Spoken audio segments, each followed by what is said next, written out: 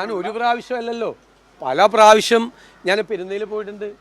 ഞാൻ വെള്ളാപ്പള്ളി നടേശൻ്റെ കണിച്ചുകുളങ്ങരയിലുള്ള വസതിയിൽ പോയിട്ടുണ്ട്. ഞാൻ മുഴുവൻ സമുദായ നേതാക്കളെയും കാണാൻ പോകാറുണ്ട്, ഇപ്പോഴും പോകാറുണ്ട്, നേരത്തെയും പോകാറുണ്ട്. അതിലെന്താ, രാഷ്ട്രീയ നേതാക്കൾ കാണണ്ടേ, അവരായിട്ട് ഇൻട്രാക്ഷൻ നടത്തണ്ടേ?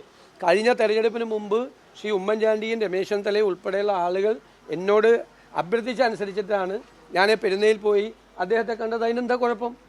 RSSകാരൻ്റെ മുമ്പിൽ പോയിട്ട് വഴങ്ങി എന്നുള്ളതിനും മറുപടി പറഞ്ഞിട്ടില്ല. അതേപോലെ തന്നെ ജമാഅത്തെ ഇസ്ലാമിയെ ചേർത്ത് മുമ്പോട്ടേക്ക് പോകുന്നതിനെ അത് ഇനിയും തുടരും എന്നാണ് പറയുന്നത്. പിന്നെ എന്ത് വർഗീയതക്കെതിരായ പോരാട്ടം? വർഗീയതയുടെ ഒപ്പമാണ്. അത് RSS ആയാലും BJP ആയാലും അതുപോലെ തന്നെ ഈ പറയുന്ന ജമാഅത്തെ ഇസ്ലാമി ആയാലും SDP ആയാലും അതിൻ്റെ എല്ലാം ഒപ്പം ചേർന്ന് നിൽക്കുകയാണ്. എന്നിട്ട് വെറുതെ പറഞ്ഞുകൊണ്ടിരിക്കുക. കുറച്ച് വോട്ട് വേണം, 2-3 സീറ്റ് വേണം, അതിനുവേണ്ടി എന്ത് രാഷ്ട്രീയ ചരിത്രവും കാണിക്കാം എന്ന നിലയിലേക്ക് അധപ്പതിക്കുന്ന UDFനെയാണ് നാം കണ്ടത്. ങ്ങളും തുറമുഖവും ദേശീയ അംഗീകാരത്തിൻ്റെ മികവുള്ള ആരോഗ്യ വിദ്യാഭ്യാസ മേഖലയും അതിതീവ്ര ദാരിദ്ര്യമുക്തിയും ദാരിദ്ര്യ ലഘൂകരണ പദ്ധതികളും ക്ഷേമ പദ്ധതിയും മുടങ്ങാതെ പെൻഷനും പുറമേ ഒരു വർഗീയ കലാപങ്ങളും ഉണ്ടാകാത്ത 9.5 കൊല്ലം. ഈ വികസന പന്ഥാവിനെ മുടക്കാൻ വർഗീയത മേമ്പൊടിയാക്കി മലർപ്പൊടി രാഷ്ട്രീയ പ്രതിപക്ഷവും. ജനങ്ങളെ ഭിന്നിപ്പിക്കാനും വർഗീയ ധ്രുവീകരണത്തിനും ആസൂത്രിത നീക്കം നടക്കുന്നുവെന്ന് പറഞ്ഞാൽ അതാർക്കൊക്കെയോ എതിരാണെന്ന് ഉമ്മാക്കി കാട്ടി വളഞ്ഞിട്ട് ആക്രമിക്കുന്നു. മുസ്ലിം ലീഗിനെയോ ജമാഅത്തെ ഇസ്ലാമിയെയോ എതിർത്താൽ ന്യൂനപക്ഷ വിരുദ്ധതയാക്കിയും സംഘപരിവാറിനെ എതിർത്താൽ ഹിന്ദു വിരുദ്ധമാക്കിയും അപനിർമ്മിതികൾ. തിണ്ണ നിരങ്ങിയില്ല എന്ന് വീമ്പ് പറഞ്ഞ് പൊളിഞ്ഞപ്പോൾ മലക്കം മറിച്ചൽ. ജമാഅത്തെ ഇസ്ലാമിയെയും ഗോൾ വർക്കറുടെ ഫോട്ടോയും കയ്യിൽ കരുതി വർഗീയതയ്ക്കെതിരെ വീരാളിപ്പെട്ട് ചമയ്ക്കുന്ന വിചിത്രീശന്മാർ നമ്മുടെ നാട്ടിൽ യഥേഷ്ടം. വികസനം മതി, വർഗീയത വേണ്ട. നമുക്ക് ചർച്ച ചെയ്യാം. ചർച്ചയെ സമ്പന്നമാക്കുന്ന അതിഥികൾ: K. അനിൽകുമാർ, മുതിർന്ന CPIM നേതാവ്; റോണി K. ബേബി, കോൺഗ്രസ് മുതിർന്ന നേതാവ്; ഒപ്പം സാമൂഹിക നിരീക്ഷകനും അഭിഭാഷകനുമായ C. ഷുക്കൂർ. ആദ്യം ശ്രീ റോണി K. ബേബിയിലേക്ക്. ശ്രീ റോണി K. ബേബി, വികസനത്തിൻ്റെ 9.5 വർഷമാണ് ഞങ്ങൾക്ക് തെരഞ്ഞെടുപ്പിന് മുമ്പിൽ കാട്ടാനുള്ളത്. അതിൻ്റെ കുറവുകൾ ഉണ്ടെങ്കിൽ നിങ്ങൾ പറയണം, അത് ഞങ്ങൾ കൂടുതൽ സമഗ്രമാക്കി പരിഹരിക്കും. ഒരു കൈയിൽ പ്രഖ്യാപിച്ച വാഗ്ദാനങ്ങളും മറുകൈയിൽ പ്രോഗ്രസ് റിപ്പോർട്ടുമായി ജനങ്ങളുടെ ഇടയിലേക്ക് നടന്നു നീങ്ങിയിരുന്ന ഒരു തെരഞ്ഞെടുപ്പ് മുന്നിൽ കണ്ടാണെങ്കിൽ പോലും അത്തരത്തിലൊരു രാഷ്ട്രീയ നീക്കത്തെ തെരഞ്ഞെടുപ്പിൻ്റെ പശ്ചാത്തലത്തിൽ തന്നെ വർഗീയതയിലേക്ക് ചാലിക്കീറാനാണ് പ്രതിപക്ഷം അനുദിനം ശ്രമിച്ചുകൊണ്ടിരിക്കുന്നത്. ഏറ്റവും ഒടുവിൽ ഒരു സമുദായ സംഘടനയുടെ പരിപാടിയിലും ആ അർത്ഥത്തിലായിരുന്നു പ്രതിപക്ഷ നേതാവ് നീങ്ങിയത്. അപ്പോൾ എല്ലാ വിധത്തിലുമുള്ള വർഗീയ ശക്തികളെ കൂട്ടുപിടിക്കുകയും വികസനം എന്നത് രാജ്യത്തിൻ്റെ പൊതുമണ്ഡലത്തിൽ ചർച്ചയാകാതെ പോവുകയും ചെയ്യണം എന്ന് പറയുന്ന ഒരു വിധ്വംസക രാഷ്ട്രീയമാണ് പ്രതിപക്ഷം, പ്രത്യേകിച്ച് കേരളത്തിലെ കോൺഗ്രസ് ചെയ്യുന്നതെന്ന വലിയ രാഷ്ട്രീയ വിമർശനമാണ് ഈ ഘട്ടത്തിൽ നിങ്ങൾക്കെതിരെ ഉള്ളത്. പ്രബുദ്ധ കേരളത്തിന് ഒരുപാട് നവോത്ഥാന മുന്നേറ്റങ്ങളിലൂടെയൊക്കെ കടന്നു വന്ന ഈ പ്രബുദ്ധ കേരളത്തിന്, ഈ സാക്ഷര കേരളത്തിന്, ദൈവത്തിന്റെ സ്വന്തം നാടായ കേരളത്തിന് CPMനോടും CPMന്റെ നേതാക്കളോടും പറയുവാനുള്ളത് ഇത് തന്നെയാണ്: വികസനം മതി, വർഗീയത വേണ്ട. ഇപ്പോൾ എന്നോട് അജിൻഷാദ് ചോദിച്ച ചോദ്യങ്ങൾ ഇത് കൃത്യമായി ചോദിക്കേണ്ടത് CPMന്റെ ബഹുമാനപ്പെട്ട നേതാവ് പ്രിയപ്പെട്ട ശ്രീ അനിൽകുമാറിനോടാണ്. ഇവിടെ ആരാണ് വർഗീയത ഇപ്പോൾ വലിയ ചർച്ചയാക്കി മാറ്റിയിരിക്കുന്നത്? ഇപ്പോൾ നിയമസഭാ തെരഞ്ഞെടുപ്പിന് ഏതാനും ദിവസങ്ങൾ മാത്രം നമ്മുടെ മുമ്പിലുള്ളൂ, അല്ലെങ്കിൽ 1-2 മാസങ്ങൾ മാത്രം നമ്മുടെ മുമ്പിലുണ്ട്. സ്വാഭാവികമായിട്ടും 9.25 വർഷം കേരളം ഭരിച്ച ഇടതുപക്ഷ ജനാധിപത്യ മുന്നണിയുടെ സർക്കാർ, ശ്രീ പിണറായി വിജയന്റെ നേതൃത്വത്തിലുള്ള സർക്കാർ, അവര് ഇപ്പോൾ ചർച്ചയാക്കേണ്ടത്, ഈ കേരളത്തിൽ ഇപ്പോൾ ചർച്ചയാക്കേണ്ടത് കഴിഞ്ഞ 9.25 വർഷം ഞങ്ങൾ നേടിയ വികസന നേട്ടങ്ങൾ, അല്ലെങ്കിൽ ഞങ്ങൾ നടപ്പാക്കിയ വികസനം, ഈ കേരളത്തിലെ ജനങ്ങൾക്ക് വേണ്ടി ഞങ്ങൾ നടപ്പാക്കിയ കാര്യങ്ങൾ.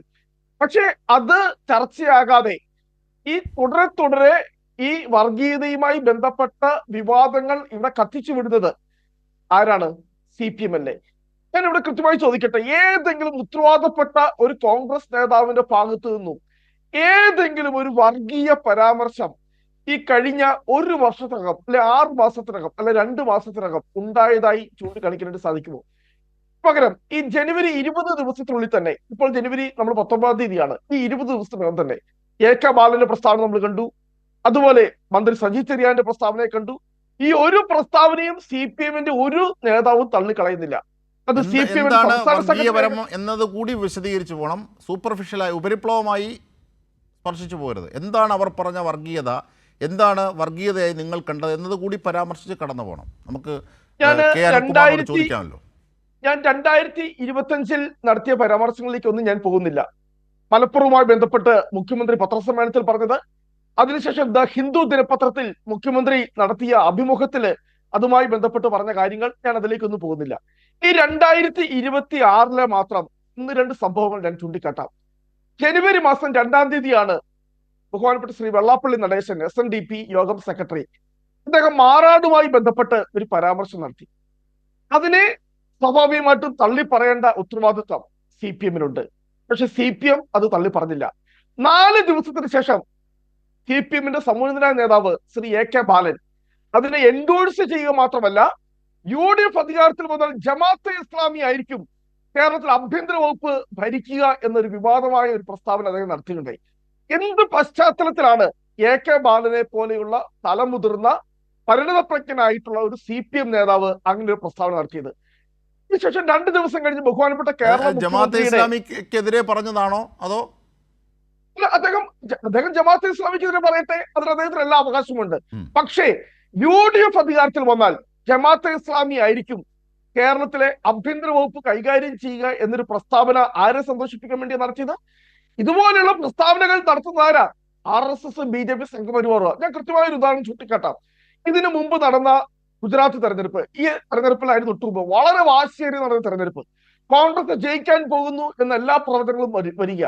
തെരഞ്ഞെടുപ്പ് ദിവസത്തിന്റെ തൊട്ട് തലേന്ന് പ്രധാനമന്ത്രി അമിത്ഷാ വന്നൊരു പ്രസ്താവന നടത്തി, കോൺഗ്രസ് ഗുജറാത്തിൽ അധികാരത്തിൽ വന്നാൽ മുഖ്യമന്ത്രി ആകാൻ പോകുന്നത് അഹമ്മദ് പട്ടേൽ ആയിരിക്കും. ഒറ്റ പ്രസ്താവനയാണ് അവിടെ നടത്തിയത്. കൃത്യമായി അതിന്റെ ഫലം, ആ പ്രസ്താവനയുടെ ഫലം ആ തെരഞ്ഞെടുപ്പിൽ ഉണ്ടായി. അഹമ്മദ് പട്ടേലിനെ നിങ്ങൾ ഏതെങ്കിലും തെരഞ്ഞെടുപ്പ് പ്രചാരണത്തിൽ ഉപയോഗിച്ചിരുന്നോ? ഗുജറാത്ത് അഹമ്മദ് പട്ടേലിനെ ഏതെങ്കിലും, അതായത് നിങ്ങളുടെ ദേശീയ നേതാവായ അഹമ്മദ് പട്ടേലിനെ ഏതെങ്കിലും നിങ്ങളുടെ പ്രചാരണ രംഗത്ത് ഉപയോഗിച്ചിരുന്നോ?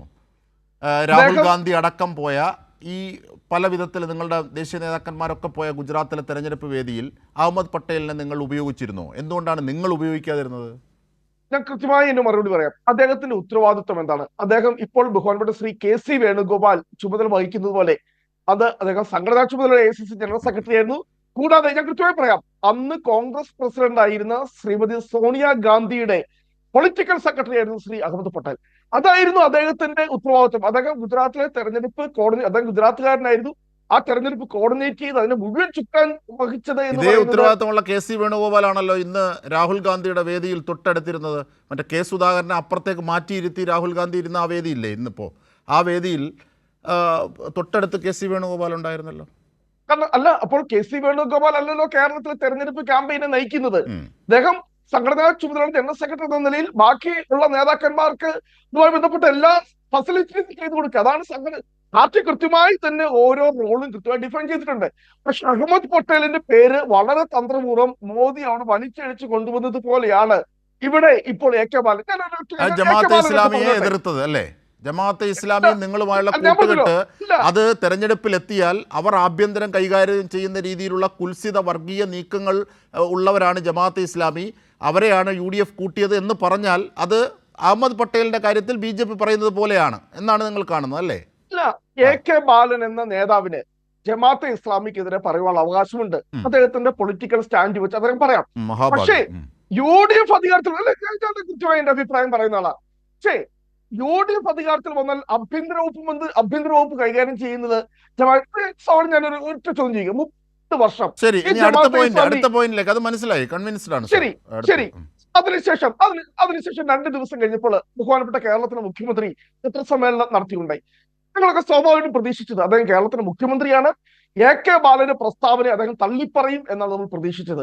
പക്ഷെ അദ്ദേഹം തള്ളിപ്പറയുക ചെയ്തില്ല എന്ന് മാത്രമല്ല, അതിനെ എൻഡോഴ്സ് ചെയ്യുന്ന രീതിയിലാണ്, അതിനെ ശരിവെക്കുന്ന രീതിയിൽ. ഏതാ വെള്ളാപ്പള്ളി നടേശൻ, കാരണം വലിയ ആരോപണങ്ങൾ ഉയരുന്ന ശ്രീ വെള്ളാപ്പള്ളി നടേശൻ പറഞ്ഞ ഒരു വാചകത്തെ AK ബാലൻ അതിനെ പിന്തുണയ്ക്കുന്നു, മുഖ്യമന്ത്രി അതിനെ പിന്തുണയ്ക്കുന്നു. അതുമാത്രമല്ല, മുഖ്യമന്ത്രി കാന്തപുരം ഉസ്താദിന്റെ ആ വേദിയിൽ വന്നുകൊണ്ട് വീണ്ടും വീണ്ടും വീണ്ടും അത് ആവർത്തിക്കുകയാണ്. ഈ സമസ്തയുടെ കാലത്ത് അല്ലെങ്കിൽ ഈ പറയുന്ന കാന്തപുരവുമായി ഉണ്ടായ വിഷയത്തില് ഉണ്ടായ മരണങ്ങളെ, ഉണ്ടായ സംഭവങ്ങളെയൊക്കെ താങ്കൾ ഉദ്ദേശിച്ചത് മനസ്സിലായി. നമുക്ക് അതിന്റെ ഉത്തരം തേടാമല്ലോ, അതിന്റെ ഉത്തരം തേടാം. ശ്രീ K അനിൽകുമാർ, അതായത് ഇത്തരത്തിൽ ബോധപൂർവമായി വർഗീയത മുമ്പോട്ട് വെക്കാൻ ശ്രമിച്ചത് CPIM ആണ്, കോൺഗ്രസ് അല്ല. വികസനമായിരുന്നു അവർ ആഗ്രഹിച്ചിരുന്നത്, വർഗീയത വേണ്ട എന്നായിരുന്നു അവർ ആഗ്രഹിച്ചിരുന്നത്. ഈ പറഞ്ഞതിലെ വസ്തുത എന്താണ്?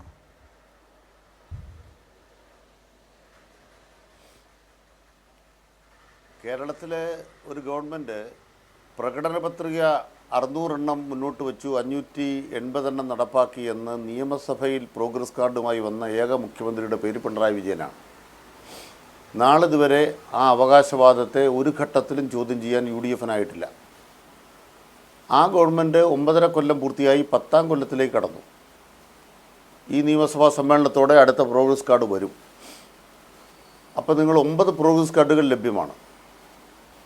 UDF പ്രതിനിധികളെ വസ്തുതാപരമായി ഈ പ്രോഗ്രസ് കാർഡ് വെച്ചുള്ള ചർച്ചയ്ക്ക് ഞാൻ വെല്ലുവിളിക്കുന്നു.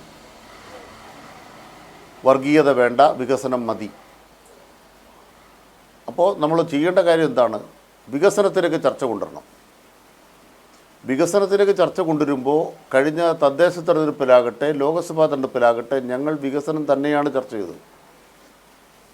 പക്ഷേ ഞങ്ങൾക്കെതിരായി ബോധപൂർവമായ ഒരു കേന്ദ്രീകരണം ഉണ്ടാക്കാൻ പരിശ്രമമുണ്ടായി. ഇത്തരത്തിൽ ഞങ്ങളെ കടന്നാക്രമിക്കുന്നത് പുതിയ കാര്യമല്ല. നിങ്ങൾ BJP-യുമായി കൂട്ടുചേർന്ന് വടകര ബേപ്പൂർ മോഡലൊക്കെ ഉണ്ടായത് നമുക്കറിയാം. ഞാനൊരു സംഭവം പറയാം. നിസ്കാരപ്പായിൽ വെച്ച് ഒരു ഉമ്മയെ ബലാത്കാരം ചെയ്തു എന്ന് പറഞ്ഞുകൊണ്ട് സോണിയാഗാന്ധി അവർക്ക് ധനസഹായം കൊടുക്കുന്നൊരു ചടങ്ങുണ്ടായി കോഴിക്കോട്.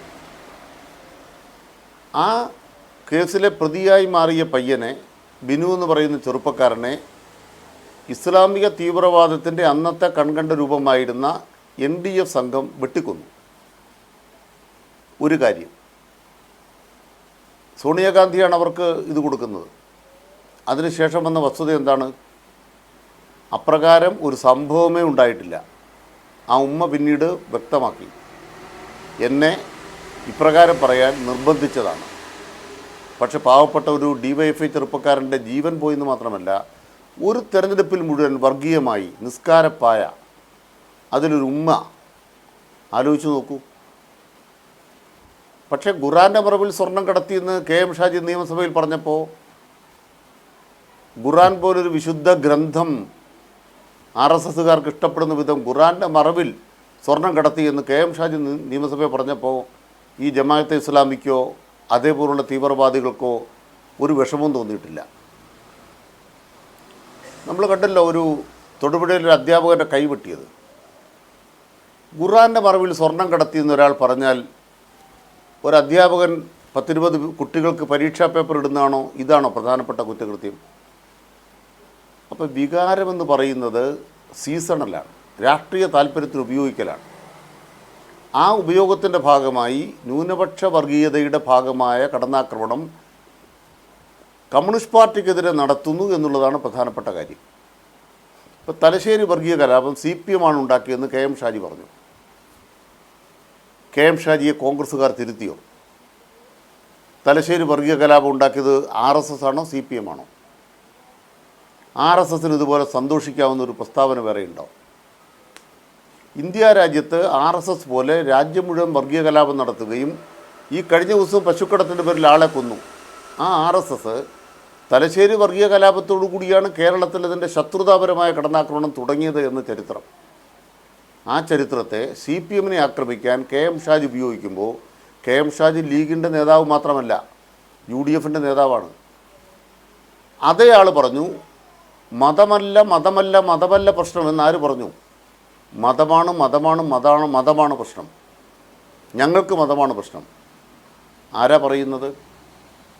അതേ കെ എം ഷാജി മുസ്ലിം പ്രമാണിമാരെ വിളിച്ചു കൂട്ടി പിരിവ് നടത്താൻ വേണ്ടി മീറ്റിംഗ് വിളിച്ച് പറയുകയാണ്, 9.5 കൊല്ലം നഷ്ടപ്പെട്ടു പോയ ഒരു സമുദായത്തിന് അധികാരം പിടിച്ചു വാങ്ങിയ ആ സമുദായത്തിന് കൊടുക്കാനല്ല പിന്നെ എന്തിനാ ഞങ്ങൾ അടുത്ത തെരഞ്ഞെടുപ്പിൽ മത്സരിക്കുന്നത്? ഈ ഷാജിയെ തളയ്ക്കുമോ? പ്രതിപക്ഷ നേതാവ് കേട്ടില്ലേ? അപ്പം ഞങ്ങൾ വികസനം പറഞ്ഞുകൊണ്ടിരിക്കുകയാണ് എപ്പോഴും ദേശീയപാതയും മലയോര പാതയും വിഴിഞ്ഞം തുറമുഖം എല്ലാം പറഞ്ഞുകൊണ്ടിരിക്കുകയാണ്. ഞങ്ങൾ വീട് വെക്കുന്നതിനെക്കുറിച്ചാണ് പറഞ്ഞുകൊണ്ടിരിക്കുന്നത്. കാന്തപുരത്തിൻ്റെ പരിപാടിയിൽ മുഖ്യമന്ത്രി പിണറായി വിജയൻ പറഞ്ഞത് 6 ലക്ഷം പേരുടെ വീട് വെക്കുന്നതിനെക്കുറിച്ചാണ്. അതിൻ്റെ ഇടയിൽ വർഗീയതയെ കുത്തിച്ചെലുത്തുന്ന ഒരു സംവിധാനം UDF-നുണ്ട്. ആ സംവിധാനം UDF-മായി ബന്ധപ്പെട്ട് പ്രവർത്തിക്കുന്ന ന്യൂനപക്ഷ വർഗീയതയാണ്. എന്തുകൊണ്ടാണ് വയനാട്ട് രാഹുൽ ഗാന്ധി മത്സരിക്കാൻ വന്നത്? കോൺഗ്രസിൻ്റെ ശക്തി കൊണ്ടാണോ? ഇന്ത്യൻ നാഷണൽ കോൺഗ്രസിൻ്റെ ശക്തി കൊണ്ടാണോ? അല്ലല്ല. അപ്പോൾ ഇന്ത്യൻ നാഷണൽ കോൺഗ്രസിൻ്റെ ശക്തിയിൽ ഉപജീവിച്ചല്ല രാഹുലും പ്രിയങ്കയും വയനാട്ടിൽ വന്നിരിക്കുന്നത് എന്ന് വെളിവില്ലാത്തവരാണോ നാട്ടുകാർ? അത് ഉപജീവനമാണ്, നടത്തിക്കോട്ടെ. പക്ഷേ ഈ കേരളത്തിൽ ഏറ്റവും ചരിത്രപരമായി സംഭാവന ചെയ്ത, സ്വാതന്ത്ര്യ സമരത്തിൽ ചരിത്രപരമായി സംഭാവന ചെയ്ത കമ്മ്യൂണിസ്റ്റ് പാർട്ടി ഇല്ലാതായാലും കുഴപ്പമില്ല, മാർക്സിസ്റ്റ് പാർട്ടി ഇല്ലാതായാലും കുഴപ്പമില്ല. പിന്നെയോ മുസ്ലിം ലീഗ് 10 കൊല്ലമായി അധികാരത്തിലില്ല. ഇനി അധികാരത്തിലില്ലാതിരിക്കാൻ മുസ്ലിം ലീഗിന് പറ്റത്തില്ല. അതുകൊണ്ട് എല്ലാവരും കൂടി മുസ്ലിം ലീഗിനെ ഒന്ന് പോക്കണം. ഈ രാഷ്ട്രീയം ശക്തിപ്പെടുത്തി. അത് വേണമെങ്കിൽ മുസ്ലിം ലീഗിൻ്റെ രാഷ്ട്രീയ കച്ചവടം നടത്തിക്കോ. പക്ഷേ നിങ്ങളെന്താ മുസ്ലിം ലീഗ് ചെയ്തത്? SIR നടപ്പാക്കിയത് പിണറായി വിജയനാണോ? ഈ കേരളത്തിലെ നിർബന്ധപൂർവ്വം SIR നടപ്പാക്കുന്ന മുസ്ലിങ്ങളെ ഒഴിവാക്കാനാണ്. അത് CPM നടത്തുന്നതാണ്, പിണറായി വിജയൻ നടത്തുന്നതാണ്. അതിൻ്റെ ഭാഗമായി മതന്യൂനപക്ഷങ്ങളിൽപ്പെട്ടവർ പ്രത്യേകമായി പൗരത്വ രജിസ്റ്റർ നടപ്പാക്കുന്നു പിണറായി വിജയൻ. അതുകൊണ്ടോ പോയി പിണറായിക്കെതിരെ വോട്ട് ചെയ്തിട്ട് വാ. മുസ്ലിം ലീഗ് ക്യാമ്പയിൻ നടത്തിയില്ലേ?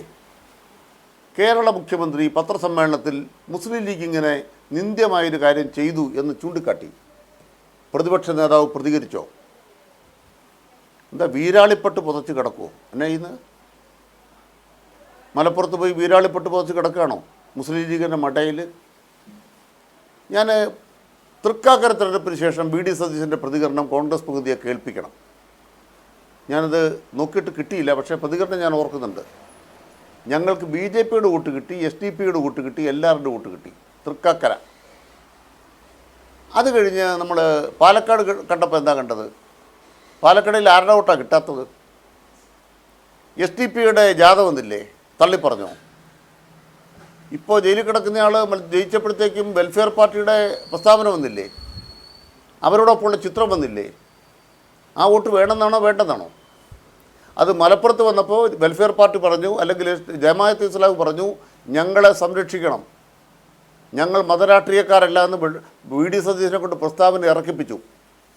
ജമാഅത്ത് ഇസ്ലാമി പറയുന്നിടത്ത് ഒപ്പിട്ടിട്ട് പ്രസ്താവന പുറപ്പെടുവിച്ച VD സതീശൻ വന്ന് കാന്തപുരത്തിൻ്റെ മുന്നിൽ വന്നിട്ട് മതേതരത്വം പ്രസംഗിക്കുകയാണ്. ഏത് മതേതരത്വം? ഒരു സമുദായ സംഘടനയുടെ ഭാഗമായി ഒരു സമുദായാതിരം നടത്തുന്ന ലക്ഷക്കണക്കിന് ആളുകൾ പങ്കെടുക്കുന്ന ഒരു പരിപാടിയിലാണ് മറ്റൊരു സമുദായ സംഘടനാ നേതാവിനെ ആക്രമിക്കുന്നത്, അദ്ദേഹത്തെ അപമാനിക്കുന്നത്. അവൻ്റെ ഉദ്ദേശം എന്താണ്? ഒരു ഏകീകരണം ആയിക്കോട്ടെ എന്നോ? അത് അപ്പം തന്നെ അഭിവന്ദനായ കാന്തപുരം കൃത്യമായി ചൂണ്ടിക്കാണിച്ചു. ഇതിനുള്ള വേദിയല്ല, ഇത്തരം പരിപാടികളുടെ വേദിയല്ല. മുഖ്യമന്ത്രി അവിടെ പറഞ്ഞു, ഒരു വർഗീയതയെ ചെറുക്കാൻ മറ്റൊരു വർഗീയത കൊണ്ട് നടക്കൂല. അപ്പോൾ നിങ്ങൾക്ക് എത്ര നാളത്തെയാണ് വിവരം വേണ്ടത്? എന്താ ഈ 2021 കഥ എടുക്കുന്നത്? I will go with BJP എന്ന് പറഞ്ഞ K. സുധാകരൻ വേണോ? പറയണോ? അല്ല, അതൊന്നും പറയേണ്ടെന്നാണോ? സതീശൻ വിളക്കുകൊടുത്തി പറയാതിരിക്കാനാണോ ഈ 21 കാര്യം എടുത്താൽ മതി എന്ന് പറഞ്ഞത്? ഞാൻ തിരിച്ചൊരു ചോദ്യം ചോദിക്കുക. RSSൻ്റെ പരിപാടിയിൽ 2 തവണ പങ്കെടുത്ത സതീശൻ അവിടെ പോയി നടത്തിയ പ്രസംഗം പുറത്തുവിടും. അവിടെ പോയി നടത്തിയ പ്രസംഗം ന്യൂനപക്ഷ വിരുദ്ധമാണ്. ഞാൻ കൃത്യമായിട്ട് പറയുന്നു. ജന്മഭൂമി റിപ്പോർട്ട് ചെയ്തിട്ടുണ്ട്, പോയി വായിച്ചിട്ട് വാ. മതന്യൂനപക്ഷങ്ങൾക്കെതിരായി നടക്കുന്ന വേട്ടയെ പിന്തുണയ്ക്കുന്ന പ്രസംഗമാണ് സതീശൻ നടത്തിയത്. ജന്മഭൂമി എന്ന് റിപ്പോർട്ട് ചെയ്തിട്ടുണ്ട് സതീശൻ്റെ പ്രസംഗം. BS അച്യുതാനന്ദൻ്റെ പ്രസംഗം റിപ്പോർട്ട് ചെയ്തിട്ടുണ്ട്, വായിച്ചു നോക്ക്. വിവേകാനന്ദ പബ്ലിക്കേഷൻ്റെ പുസ്തകം ഇറക്കാൻ വേണ്ടി BS അച്യുതാനന്ദൻ പോകുമ്പോൾ സഖാവ് EMS അടക്കമുള്ള ആളുകൾ എടുക്കുന്ന നിലപാടുണ്ട്, വർഗീയതക്കെതിരായ ഉറച്ച നിലപാട്. സതീശൻ പോയിട്ടോ അവിടെ അവരുടെ വോട്ട് കിട്ടത്തക്ക വിധം അവരുടെ കാല് പിടിക്കാൻ പോയി. RSS നേതാക്കന്മാർ പറഞ്ഞിട്ടുണ്ട്, സതീശൻ പിന്നെ നിന്നിട്ടില്ല, മതേതരത്വ സതീശൻ. അതുകൊണ്ട് ഞങ്ങൾ മാത്രമല്ല അവരാരും ഗോൾവർക്കറിന് മുമ്പിൽ ക്ഷേമം പറഞ്ഞ വോട്ട് തിരികൊളുത്തിയിരുന്നുമില്ല. പക്ഷേ സതീശൻ അത് ചെയ്തു. അല്ല, തിരികൊളുത്തി ശേഷം നടത്തിയ പ്രസംഗം ഗോൾവാക്കറുടെ ആശയമാണ്. ജന്മഭൂമിയിൽ വന്ന സതീശൻ്റെ പേരിൽ അച്ചടിച്ചു വന്ന പ്രസംഗം ഞാൻ കണ്ടിട്ടുണ്ട്. ഞാൻ ഈ ചർച്ചയിൽ ആധികാരികമായി മുന്നോട്ട് വെക്കുന്നു. ഇല്ലെങ്കിൽ ജന്മഭൂമി പ്രസിദ്ധീകരിക്കാൻ ആ പ്രസംഗം സതീശൻ ഇത് നടത്തിയെന്ന് നിങ്ങൾ പുറത്ത് പറയണം. ഞങ്ങളുടെ ഈ പ്രസംഗമുണ്ട്. ഞങ്ങൾ ഡിഫൻസിലല്ല, ഞങ്ങൾ ഒഫൻസിലാണ്. സതീശൻ പ്രസിദ്ധീകരിക്കുക. RSSൻ്റെ വേദി പോയി ഞാൻ RSSനെ വിമർശിച്ചു V. അച്യുതാനന്ദനെ പോലെ പറയൂ. സതീശന് രാവിലെ ഒന്ന് പറയും, വൈകുന്നേരം മാറ്റി പറയും. ഇന്നലെ രാവിലെ പറഞ്ഞതല്ല, വൈകുന്നേരം പറഞ്ഞത്. വയനാട് വികസനം വേണോ, വോട്ട് വേണോ, വർഗീയത വേണോ? വയനാട്ടിൻ്റെ കാര്യത്തിൽ വികസനം വേണോ, വർഗീയത വേണോ? കള്ളം പറയാതിരിക്കണം. K. സുധാകരൻ പറഞ്ഞു, ചെന്നിത്തല എന്തിനാണ് പണം കൊടുക്കുന്നത് സർക്കാരിലേക്ക് ചോദിച്ചോ? എന്നിട്ട് സതീശൻ എന്താ പറയുന്നത്? മുഖ്യമന്ത്രിയുടെ ദുരിതാശ്വാസ നിധിയിൽ പണം കൊടുക്കരുത് ഞങ്ങൾ പറഞ്ഞിട്ടേയില്ല. എന്തെങ്കിലും വിശ്വാസം പ്രതിപക്ഷ നേതാവിനുണ്ടോ? അതുകൊണ്ട് ബഹുമാനപ്പെട്ട പ്രതിപക്ഷ നേതാവ് തുറന്നു കാട്ടപ്പെട്ടിരിക്കുന്നു.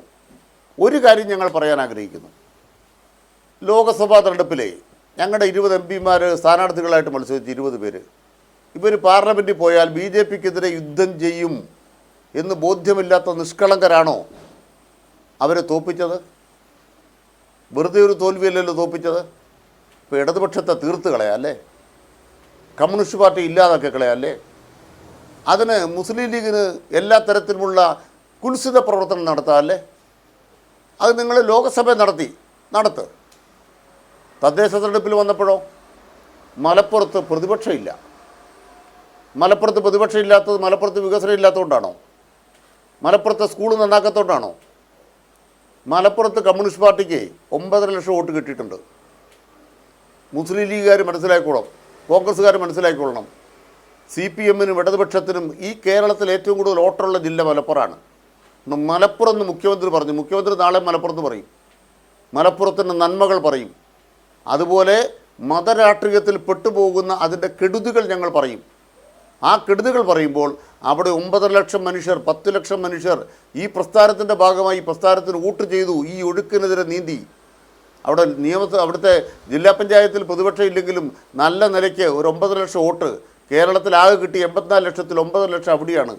കണ്ണൂർ ജില്ലയിലോ കൊല്ലം ജില്ലയിലോ ഞങ്ങൾക്ക് കിട്ടിയതിനേക്കാൾ കൂടുതൽ വോട്ട് മലപ്പുറം ജില്ലയിലാണ്. അതുകൊണ്ട് മലപ്പുറത്തിൻ്റെ കുത്തകയൊന്നും ലീഗ് എടുക്കണ്ട, കോൺഗ്രസും എടുക്കണ്ട.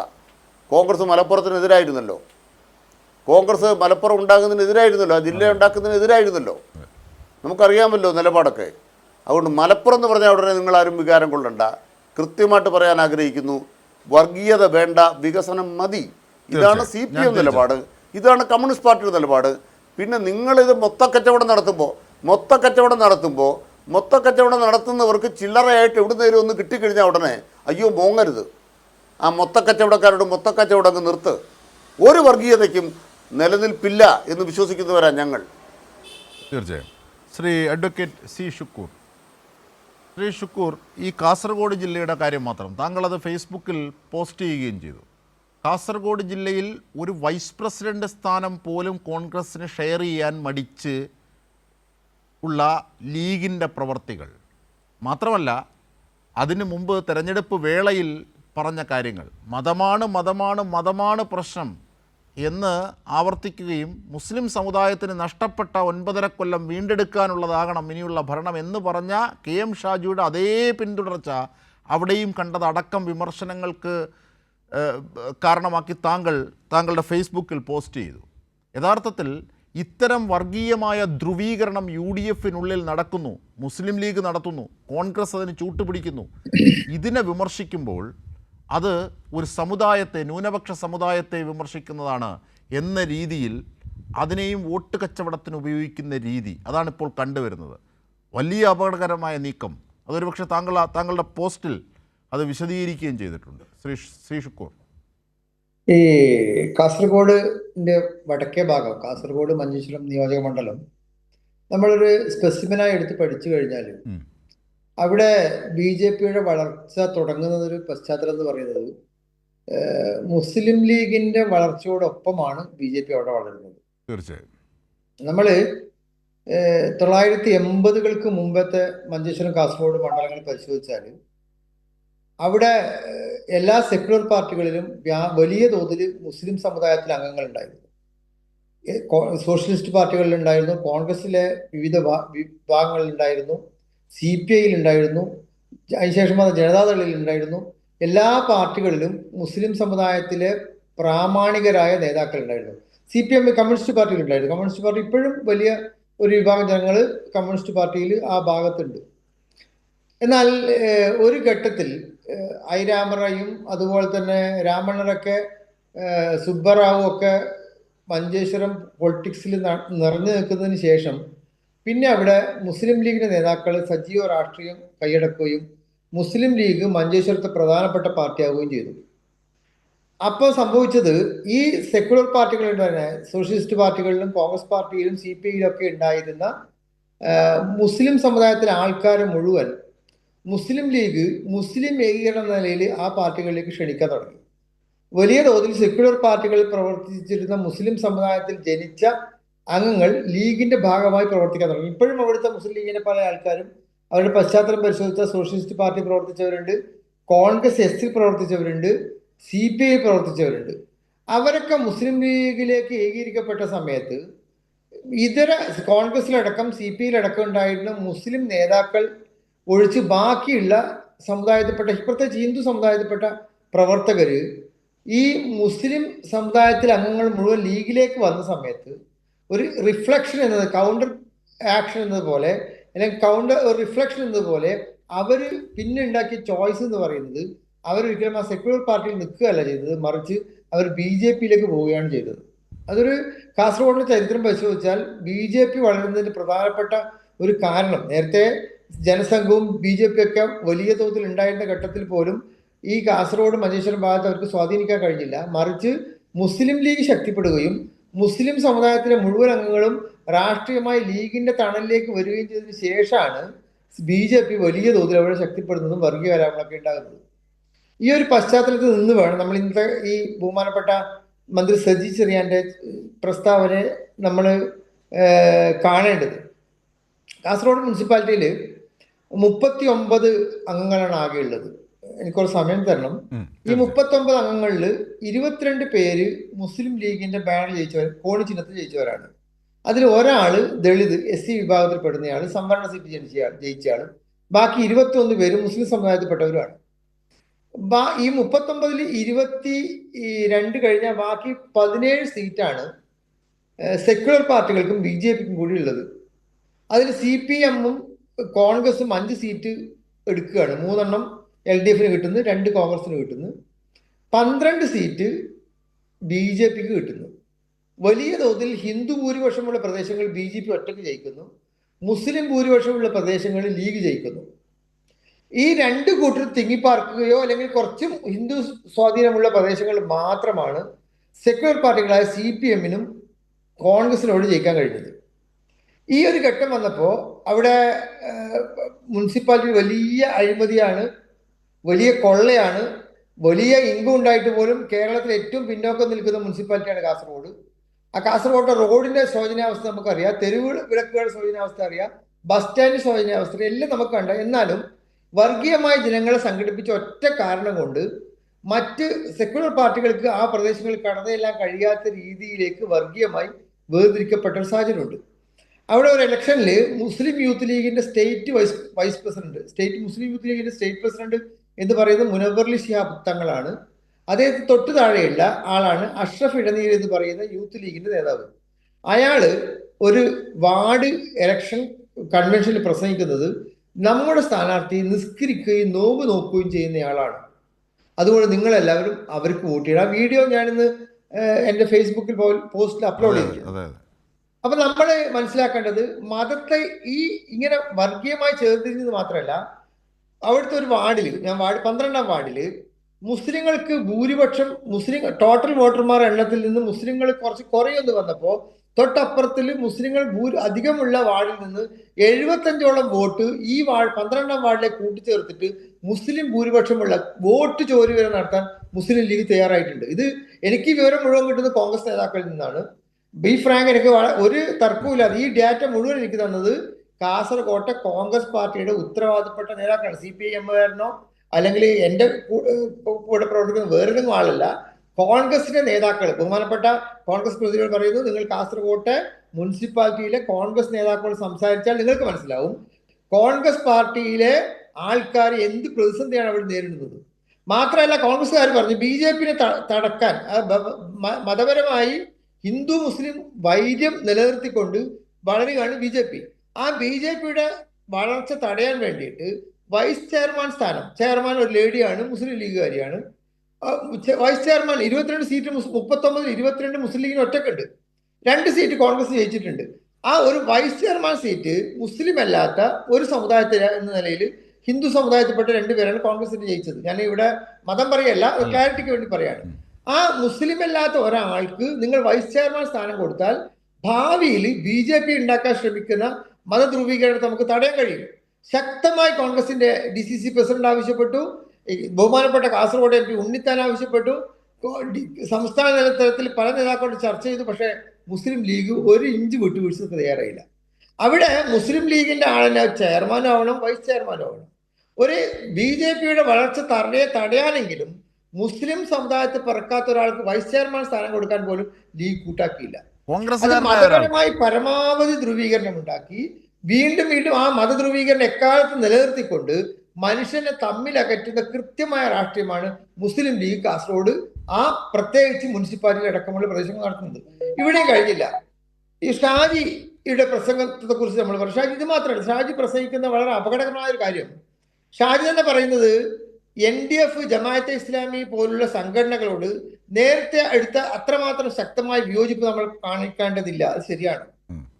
നമ്മൾ മനസ്സിലാക്കേണ്ടത് കഴിഞ്ഞ 10 വർഷത്തിനിടയിൽ, 10 വർഷം നമ്മൾ കാലഘട്ടം എന്ന് പറയുന്നത് 2016 LDF അധികാരത്തിൽ വന്നത് മുതലുള്ള കാലഘട്ടം നിലയിൽ തന്നെ കണക്കുകൂട്ടിയാൽ കഴിഞ്ഞ 10 വർഷത്തിനിടയിൽ അന്തർദേശീയ തലത്തിൽ മുസ്ലിം തീവ്രവാദം അതിശക്തമായി ശക്തിപ്പെട്ടിട്ടുണ്ട്.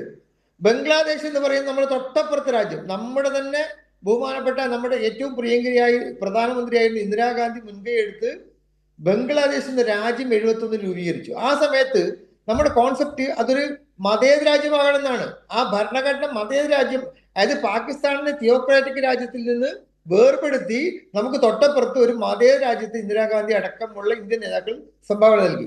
എന്താ ഇന്നത്തെ അവസ്ഥ? ഇന്ന് ബംഗ്ലാദേശിൽ ജമാഅത്തെ ഇസ്ലാമി പോലുള്ള തീവ്രവാദികൾക്ക് സ്വാധീനം വരികയും ഹിന്ദു ന്യൂനപക്ഷങ്ങളെ മൃഗീയമായി കൊലപ്പെടുത്തുകയില്ല. കൊലപ്പെടുത്തുക എന്ന വാക്ക് മാത്രം ഉപയോഗിച്ചാൽ പോരാ, തീ കൊളുത്തി അടിച്ച് അവശരാക്കി തീ കൊളുത്തി കൊല്ലുന്നു. അവരുടെ വീടുകൾ അഗ്നിക്കരയാക്കുന്നു. വലിയ തോതിൽ ഹിന്ദു ന്യൂനപക്ഷങ്ങൾക്കെതിരെ, എങ്ങനെ ഉത്തരേന്ത്യയിൽ മുസ്ലിം ന്യൂനപക്ഷങ്ങൾക്കെതിരെ RSSഉം സംഘ് പരിവാറും എടുക്കുന്ന അതേ നിലപാട് ബംഗ്ലാദേശിലെ ഹിന്ദു ന്യൂനപക്ഷങ്ങൾക്കെതിരെ ജമാഅത്ത് ഇസ്ലാമി എടുക്കുകയാണ്. അത്ര ഭീകരമായ രീതിയിൽ നമ്മൾ തൊട്ടപ്പുറത്ത് പോലും മുസ്ലിം തീവ്രവാദികളും പാൻ ഇസ്ലാമിസവും വർദ്ധിക്കുന്ന ഒരു ഘട്ടത്തിലാണ് KM ഷാജി കേരളത്തിൽ ഇരുന്നു കൊണ്ട് പറയുന്നത് ജമാഅത്തെ ഇസ്ലാമിയെയും STPI പോലുള്ള സംഘടനകളെ പഴയതുപോലെ നമ്മൾ എതിർക്കേണ്ടതുണ്ടോ? അത്യന്തം അപകടം പിടിച്ചൊരു സംഗതിയാണ്. നമ്മൾ നിസ്സാരമായി കാണേണ്ട ഒരു കാര്യമല്ല. പാൻ ഇസ്ലാമിസം ശക്തമായി വളർന്ന ഘട്ടത്തിൽ ലോകത്തിപ്പം ഇവിടെ സിറിയയിൽ, അഫ്ഗാനിസ്ഥാനിൽ നമുക്ക് സംസാരിക്കാൻ പോലും കഴിയാത്ത രീതിയിൽ മനുഷ്യാവകാശങ്ങൾ നശിപ്പിക്കുന്ന ഒരു ഘട്ടത്തിൽ കൂടിയാണ് നമ്മൾ കടന്നു പോകുന്നത്. ഒരു പരിധിവരെ ഇറാനിലും അത് നമുക്ക് കാണാൻ കഴിയും. ഇറാനിലും അമേരിക്കയുടെ ഇസ്രായേലിന്റെ ഒക്കെ ഇടപെടൽ ഉണ്ട് എന്ന് പറഞ്ഞാൽ പോലും ഈ ഇസ്ലാമിസ്റ്റ് തീവ്രവാദം ശക്തിപ്പെടുകയും മനുഷ്യന്റെ എല്ലാ അവകാശങ്ങളും നിഷേധിക്കുന്ന ഒരു ഘട്ടത്തിൽ KM ഷാജിയെ പോലെ UDFന്റെ പ്രബലനായ ഒരു നേതാവ് മതമാണ് മതമാണ് മതമാണ് മതം എന്ന് പറയുന്നത് ഇസ്ലാം മത വിശ്വാസത്തിന്റെ അടിസ്ഥാനത്തിൽ ഇസ്ലാം മതമാണ് പ്രധാനമെന്നും ആ മതത്തിന് വേണ്ടി നിലകൊള്ളുന്നത് പറയുന്നത് അയാളോട് ചേർന്ന് നിന്നുകൊണ്ടാണ് VD സതീശനെ പോലുള്ള ഒരാൾ പറയുന്നത് ഞാൻ വർഗീയതക്കെതിരെ നിലപാടെടുക്കുന്നു എന്നുള്ളത്. അത്യന്തം ഖേദകരമാണ്. നിങ്ങൾ ഈ ഇസ്ലാമിസ്റ്റ് തീവ്രവാദികളെ, ഇസ്ലാമിക തീവ്രവാദം പ്രോത്സാഹിപ്പിക്കുന്ന മുസ്ലിം ലീഗിന്റെ നേതാക്കളെ തള്ളിപ്പറയാതെ കോൺഗ്രസ് ഈ പറയുന്നതിൽ എന്ത് യാഥാർത്ഥ്യമുള്ളത്? KM ഷാജിയുടെ നിലപാടിനെ ബഹുമാനപ്പെട്ട കോൺഗ്രസിന്റെ റോണി എന്ന് പറയുന്ന അംഗീകരിക്കുന്നുണ്ടോ? മതമാണ് മതമാണ് മതമാണ് പ്രശ്നം എന്ന് പറയുന്നത് ഷാജിയുടെ സ്റ്റേറ്റ്മെന്റോട് അംഗീകരിക്കുന്നുണ്ടോ? LGBTQ+ന്റെ അവകാശങ്ങൾ മതാവകാശങ്ങൾക്ക് ഉള്ളിൽ വരുന്നില്ല എന്നതുകൊണ്ട് അവര് മാനസിക രോഗികളാണ്, അവരുടെ അവകാശങ്ങൾ വകവെച്ച് കൊടുക്കേണ്ടതില്ല എന്ന KM ഷാജിയുടെ നിലപാടിനോട് ബഹുമാനപ്പെട്ട കോൺഗ്രസ് പ്രതിനിധികൾക്ക് യോജിക്കാൻ കഴിയുമോ? എന്തുകൊണ്ട് നിങ്ങൾ അത് തള്ളിപ്പറയുന്നില്ല? നിങ്ങൾ തള്ളിപ്പറയാത്തത് ന്യൂനപക്ഷ വർഗീയതയെ പ്രോത്സാഹിപ്പിച്ച് അതിന്റെ മുസ്ലിം ഏകീകരണം ഉണ്ടാക്കി, കേരളത്തിൽ വലിയ തോതിൽ മതധ്രുവീകരണം ഉണ്ടാക്കി, അതിന്റെ അടിസ്ഥാനത്തിൽ UDF അധികാരത്തിലേക്ക് കൊണ്ടുവരാനുള്ള നിങ്ങളുടെ നിഗൂഢമായ ലക്ഷ്യമാണ് നിങ്ങൾ ഈ ഇസ്ലാമിക തീവ്രവാദികൾക്ക് വെള്ളപൂശുന്നതും അവരെ തള്ളിപ്പറയാത്തതും. ബഹുമാനപ്പെട്ട കാന്തപുരം ഉസ്താദിന്റെ സമ്മേളനത്തിൽ മുഖ്യമന്ത്രി കാര്യങ്ങൾ പ്രസംഗിച്ചു. മുഖ്യമന്ത്രി പ്രസംഗിച്ചതോട് നിങ്ങൾക്ക് വിയോജിക്കാം, എനിക്ക് എതിർപ്പൊന്നുമില്ല. മുഖ്യമന്ത്രി പ്രസംഗിക്കുന്നതിനോട് പൂർണ്ണമായി യോജിക്കണം നമുക്കൊന്ന് പറയാൻ കഴിയും, നിങ്ങൾക്ക് വിയോജിക്കാം. പക്ഷേ അതിന് പകരമായി ബഹുമാനപ്പെട്ട പ്രതിപക്ഷ നേതാവ് പറഞ്ഞത്, നിങ്ങൾ പ്രതിപക്ഷ നേതാവ് പറയുന്നത് കാന്തപുരം ഗ്രൂപ്പിൽപ്പെട്ട അദ്ദേഹത്തിന്റെ കൂടെയുള്ള മുസ്ലിം സഹോദരങ്ങൾക്ക് മുസ്ലിം ലീഗ് അധികാരത്തിൽ ഉണ്ടായിരുന്ന ഘട്ടങ്ങളിൽ വലിയ തോതിൽ മർദ്ദനം ഉണ്ടായിട്ടുണ്ട്, അവർ കൊല്ലപ്പെട്ടിട്ടുണ്ട്, അവരെ പള്ളികൾ അടച്ചുപൂട്ടേണ്ട ഗതികൾ ഉണ്ടായിട്ടുണ്ട്, എന്നാൽ അവരുടെ സമ്മേളനം നടത്താൻ കഴിയാത്ത സാഹചര്യം ഉണ്ടായിട്ടുണ്ട്, പോലീസ് മൈക്ക് പെർമിഷൻ നിഷേധിക്കുന്ന ഘട്ടങ്ങൾ പോലും ഉണ്ടായിട്ടുണ്ട്.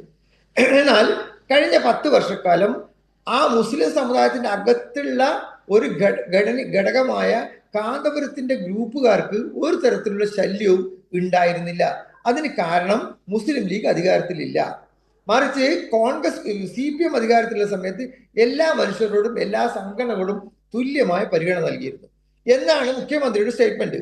ബഹുമാനപ്പെട്ട പ്രതിപക്ഷ നേതാവിന് എന്ത് പറയാ? ബഹുമാനപ്പെട്ട മുഖ്യമന്ത്രി പറയുന്നത് ഞാൻ അംഗീകരിക്കുന്നു. കഴിഞ്ഞ 10 വർഷം യാതൊരു അക്രമം ഉണ്ടായിട്ടില്ല. ഭാവിയിൽ ഞങ്ങൾ അധികാരത്തിൽ വന്നാലും മുസ്ലിം ലീഗിന് മുന്നണിയിൽ ഭരണത്തിൽ സ്വാധീനം ഉണ്ടായാലും നിങ്ങൾക്കെതിരെ അക്രമം നടത്താൻ കോൺഗ്രസ് പാർട്ടി അനുവദിക്കൂല എന്നായിരുന്നു VD സതീശൻ അവർ പറഞ്ഞിരുന്നെങ്കിൽ നമുക്ക് കൈയടിക്കാമായിരുന്നു. പകരം അദ്ദേഹം ചെയ്തത് എന്താ? മുസ്ലിം സെന്റിമെന്റ്സിനെ പ്രകോപിപ്പിച്ചുകൊണ്ട് അതിൽ പ്രലോഭനം ഉണ്ടാക്കി ഈഴവ സമുദായത്തിന്റെ സംസ്ഥാനത്തെ മുതിർന്ന SNDPയുടെ ജനറൽ സെക്രട്ടറിയായി 30 വർഷം പ്രവർത്തിക്കുന്ന ഒരാളെ അപഹസിച്ചുകൊണ്ട് അദ്ദേഹത്തിനെതിരെ ടർണിഷ് ചെയ്തുകൊണ്ട് മുസ്ലിം സമുദായത്തിലെ അംഗങ്ങളുടെ കയ്യടി നേടാൻ ശ്രമിച്ചത് അത്യന്തം ഖേദകരമായ സംഗതിയാണ്. പക്ഷേ മൗലാന കാന്തപുരം AP അബൂബക്കർ മുസ്ലിയാർ തന്നെ അതിനെ എതിർത്തു. കക്ഷി രാഷ്ട്രീയത്തിൽ മുസ്ലിം സമുദായത്തിന്റെ ഉള്ളിൽ ഈ ബഹുമാനപ്പെട്ട വെള്ളാപ്പള്ളി നടേശനെതിരെയും അദ്ദേഹം ഉൾക്കൊള്ളുന്ന സമുദായത്തിനെതിരെയും വൈകാരികത ഉണ്ടാക്കി ഒരു മുസ്ലിം ഏകീകരണം നടത്താനുള്ള ശ്രമം അത്യന്തം ഖേദകരമാണ്, നിഷേധിക്കാൻ കഴിയില്ല നമുക്ക്. എങ്ങനെയാണ് നമ്മൾ ഈ SNDP യോഗത്തിൽ SNDPയുടെ ഒരു പരിപാടിയിൽ പങ്കെടുത്തിട്ട് IB സംബന്ധിച്ചിട്ടുണ്ട്, K ബാബു സംബന്ധിച്ചിട്ടുണ്ട്, രമേശ് ചെന്നിത്തല സംബന്ധിച്ചിട്ടുണ്ട്, കോൺഗ്രസിന്റെ മുതിർന്ന നിലവിൽ നേതാക്കൾ സംബന്ധിച്ചിട്ടുണ്ട്. അവരാരും ലിജു ഈ ബഹുമാനപ്പെട്ട വെള്ളാപ്പള്ളി നടേശൻ പ്രസംഗിച്ചതിന്റെ പിറ്റേ ദിവസം നടന്ന പരിപാടി, ആലപ്പുഴയിൽ നടന്ന പരിപാടിയിൽ ലിജു സംബന്ധിക്കുന്നുണ്ട്. ലിജു ബഹുമാനപ്പെട്ട വെള്ളാപ്പള്ളി നടേശനോട് ബഹുമാനപ്പെട്ട ജനറൽ സെക്രട്ടറി അങ്ങ് പറയുന്നത് തെറ്റാണ്, ഈ രീതിയിൽ പ്രസംഗിക്കാൻ പാടില്ല, ഇത് മുസ്ലിം സമുദായത്തെ വേദനിപ്പിക്കുന്നുണ്ട് എന്ന് അദ്ദേഹം എന്തുകൊണ്ട് പറഞ്ഞില്ല? അത് വെള്ളാപ്പള്ളിയുടെ സംഘടന നടത്തുന്ന സമ്മേളനത്തിൽ, ഈഴവ സമുദായത്തിലെ നേതാക്കൾ നടത്തുന്ന സമ്മേളനത്തിൽ പോയിട്ടാണ് VD സതീശൻ ഈ കാര്യം പ്രസംഗിക്കുന്നത് നമ്മൾ അംഗീകരിക്കാം. മറിച്ച് മുസ്ലിം സമുദായത്തിന്റെ ലക്ഷക്കണക്കിന് ആൾക്കാർ കൂടുന്ന ഒരു സമ്മേളനത്തിൽ മറ്റു സമുദായത്തിൽപ്പെട്ട ഒരു നേതാവിനെ അപഹസിക്കുന്ന രീതിയിൽ, അപമാനിക്കുന്ന രീതിയിൽ, എന്തിന് കാറിൽ കയറ്റിയത് പോലും ഒരു ദുഷിപ്പായി പറഞ്ഞു ഒരാളെ 86-87 വയസ്സിൽ ഒരാൾ നടന്നു പോകുന്ന സമയത്ത് മുഖ്യമന്ത്രിയെ പോലെ ഒരാളെ കാറിൽ കയറ്റിയാൽ അതുപോലും ഒരു ലാക്കോട് എണ്ണി പറഞ്ഞു. ഇങ്ങനെ രമേശ് ചെന്നിത്തലയോട് തൊട്ട് തലേ ദിവസം റിപ്പോർട്ടർ ചാനൽ ഇന്റർവ്യൂവിൽ ചോദിക്കുന്നുണ്ട്, നിങ്ങൾ വെള്ളാപ്പള്ളി നടന്നു പോകുന്ന കാറിൽ എന്ത് കാറ്റുന്നില്ല? ഞാൻ കാറിൽ കയറ്റും. അടുത്ത ചോദ്യം, വെള്ളാപ്പള്ളി വർഗീയവാദി എന്ന നിലപാട് കോൺഗ്രസ് പാർട്ടിക്കുണ്ടോ? രമേശ് ചെന്നിത്തല പറയുന്നത് ഇല്ല എന്നാണ്.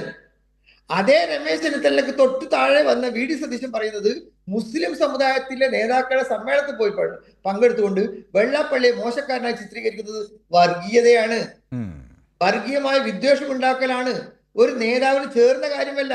മുഖ്യമന്ത്രി അതല്ലല്ലോ പറഞ്ഞത്. മുഖ്യമന്ത്രി മറ്റേതെങ്കിലും സമുദായത്തിൽ കാര്യമാണ് പറഞ്ഞത്. മുഖ്യമന്ത്രി പറഞ്ഞത് കഴിഞ്ഞ 10 വർഷക്കാലമായി കാന്തപുരം അബൂബക്കർ മുസ്ലിയാരുടെ നേതൃത്വത്തിലുള്ള സംഘടനകൾക്ക് ഈ കേരളത്തിൽ പ്രവർത്തിക്കാൻ ഒരു തടസ്സം ഉണ്ടായില്ല, വർഗീയ കലാപങ്ങൾ ഉണ്ടാകുന്ന സാഹചര്യം ഉണ്ടായില്ല. എന്നാൽ ഇന്ത്യയിലെ മറ്റെല്ലാ സംസ്ഥാനങ്ങളിൽ ഈ ഘട്ടങ്ങൾ വർഗീയ കലാപം ഉണ്ടായിട്ടുണ്ട്. വലിയ തോതിൽ ദീദി എന്ന് പറഞ്ഞ് ഇവിടുത്തെ മുസ്ലിം സംഘടനകൾ പ്രോത്സാഹിപ്പിക്കുന്ന മമതാ ബാനർജിയുടെ നാട്ടിൽ നിത്യേനയൊന്നുമാണ് വർഗീയ കലാപം. 30 വർഷക്കാലത്ത് CPM ഭരണ ശേഷം അവിടെ എന്താ നടക്കുന്നത്?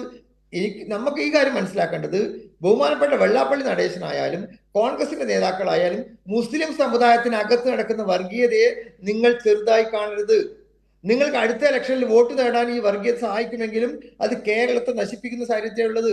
മതത്തെ ഉപയോഗിച്ച് ബഹുമാനപ്പെട്ട സാദിഖലി തങ്ങള്, മുസ്ലിം ലീഗിന്റെ എല്ലാ നേതാക്കളും മതചിഹ്നം ഉപയോഗിച്ചാണ് വോട്ട് പിടിക്കുന്നത്. അത് അപകടകരമാണ്. നമ്മൾ പഴയ ഒരു സാഹചര്യമല്ല, 10-20 വർഷം മുമ്പ് ഉണ്ടായ സാമൂഹിക സാഹചര്യത്തിൽ കൂടിയല്ല നമ്മൾ കറക്റ്റാണ്. കാരണം 20 വർഷം മുമ്പ് ആ സമുദായത്തിൽ പിറന്ന ഒരാൾ കൂടിയാണ്. അത് വളരെ ശക്തവും നിഷ്പക്ഷവുമായ 20 വർഷം മുമ്പോ 25 വർഷം മുമ്പോ ഉണ്ടായ രാഷ്ട്രീയ സാഹചര്യം ഇപ്പോഴുള്ളത്. ഇപ്പൊ വളരെ സെൻസിറ്റീവാണ്. നിങ്ങൾ മതങ്ങളെ ഉപയോഗിച്ച്, മതചിഹ്നങ്ങളെ ഉപയോഗിച്ച് രാഷ്ട്രീയ മുതലെടുപ്പ് നടത്തുന്നതിന്റെ ഗുണം കിട്ടാമെന്നത് ആത്യന്തികമായി ഭൂരിപക്ഷ സമുദായത്തിന്റെ പ്രതികൾ വിചാരിക്കുന്ന RSSനാണ്, ഹിന്ദുത്വ രാഷ്ട്രീയക്കാർക്കാണ്. അതിന്റെ ദോഷം ഉണ്ടാക്കാൻ പോകുന്നത് ഈ നാട്ടിൽ ന്യൂനപക്ഷങ്ങൾക്കാണ്.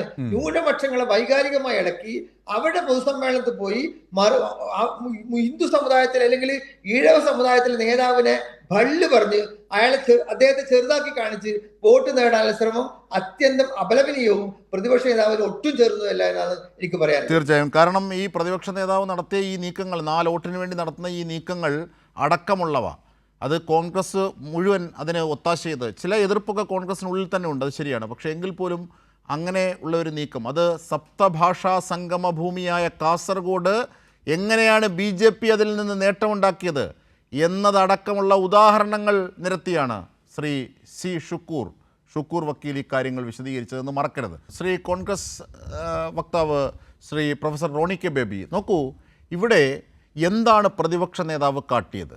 എന്താണ് കോൺഗ്രസിൻ്റെ നേതൃത്വത്തിൽ ഈ തദ്ദേശ സ്വയംഭരണ തെരഞ്ഞെടുപ്പിൽ അടക്കം കാട്ടിയത്? ഈ വർഗീയ കൂട്ടുകെട്ടാണ് ചോദ്യം ചെയ്യപ്പെട്ടത്. അപ്പോൾ പ്രശ്നമാകുന്നു. എന്നാൽ ഖുറാനെക്കുറിച്ച്, ഖുറാനുള്ളിലും ഈന്തപ്പഴത്തിനുള്ളിലും സ്വർണം കടത്തിയെന്ന് പറയുമ്പോൾ ആ വികാരം വ്രണപ്പെട്ടില്ല. മതമാണ് പ്രശ്നമെന്ന് പറയുമ്പോൾ ആ വികാരം വ്രണപ്പെടുന്നില്ല. ജമാഅത്തെ ഇസ്ലാമിയെ എതിർത്താൽ, അവരുമായിട്ടുള്ള നിങ്ങളുടെ രാഷ്ട്രീയ കൂട്ടുകെട്ട് എതിർത്താൽ അത് ന്യൂനപക്ഷങ്ങൾക്ക് എതിരെയാണെന്ന് വരുത്തി തീർക്കാൻ ശ്രമിക്കുന്നു. RSSനെതിരെ സംസാരിക്കുമ്പോൾ, സംഘപരിവാറിനെതിരെ സംസാരിക്കുമ്പോൾ അത് ഹിന്ദു വിരുദ്ധമാണെന്ന് പ്രകീർത്തിക്കാനായി അല്ലെങ്കിൽ അപനിർമ്മിതി സൃഷ്ടിക്കാനായി ശ്രമിക്കുന്നു. ഇതേ ശ്രമങ്ങളുടെ ഉദ്ദേശം ആരാണ് കൊയ്യുന്നത്? പ്രതിപക്ഷ നേതാവ് ഇടയ്ക്ക് പറഞ്ഞല്ലോ ആരാണിതൊക്കെ കൊയ്യുന്നതെന്ന്. നോക്കൂ, ഞാൻ ആരുടെയും തിണ്ണ നിരങ്ങാൻ പോയിട്ടില്ല എന്ന് പറഞ്ഞു. സുകുമാരൻ നായരും വെള്ളാപ്പള്ളി നടേശനുമൊക്കെ എണ്ണി പറഞ്ഞു, എൻ്റെ തിണ്ണയിൽ 1.5 മണിക്കൂർ ഇരുന്നു, ഞാൻ പറവൂരിൽ വിളിച്ചു, അങ്ങനെയാണ് 11,000 വോട്ട് 20,000 ആയത്. ഞങ്ങളുടെ അംഗങ്ങൾ ഓരോ വീട് കയറി പ്രവർത്തിച്ചു സതീശൻ്റെ അഭ്യർത്ഥന പ്രകാരം. ഇത് പറഞ്ഞപ്പോൾ കള്ളി വെളിച്ചത്തായി. ഉടനെ സതീശൻ മലക്കം പറഞ്ഞു, ഞാൻ അവരെയൊക്കെ കാണാറുണ്ട് എന്ന്. അപ്പോൾ ഇങ്ങനെ വിശ്വാസ്യതയില്ലാത്ത കാര്യങ്ങൾ 4 വോട്ടിന് വേണ്ടി പറയുമ്പോൾ സംഭവിക്കുന്ന വർഗീയമായ ധ്രുവീകരണം, അതിനെക്കുറിച്ച് പറഞ്ഞാൽ അത് ഉടനെ എന്തോ പ്രശ്നമാകുന്നു എന്ന് വരുത്തി തീർക്കുന്നു. ഇതെന്തൊരു രാഷ്ട്രീയ കാലാവസ്ഥയാണ് നിങ്ങൾ സൃഷ്ടിക്കുന്നത്? ഇതാണ് ഇവർ രണ്ടുപേരും ചോദിച്ചത്. ബഹുമാനപ്പെട്ട ഷുക്കൂർ വക്കീലും അതുപോലെ ബഹുമാനപ്പെട്ട ശ്രീ അനിൽകുമാറും ഒരുപാട് കാര്യങ്ങൾ സംസാരിക്കുകയുണ്ടായി. ബഹുമാനപ്പെട്ട ഷുക്കൂർ വക്കീൽ പറയുന്നു, മുസ്ലിം സമുദായത്തിനകത്ത് ഉണ്ടാകുന്ന തീവ്രവാദ വികാരങ്ങളെ, സെന്റിമെന്റ്സ്, അതിനെ നമ്മൾ ഒറ്റപ്പെടുത്തണം. അതിന്റെ ഭാഗമായിട്ടാണത്രേ ഇപ്പോൾ CPM ഇതുപോലുള്ള വിമർശനം അഴിച്ചുവിടുന്നത്. ഞാനിപ്പോൾ ബഹുമാനപ്പെട്ട ഷുക്കൂർ വക്കീലിനോട് ഞാനൊരു കാര്യം ചോദിച്ചോളട്ടെ.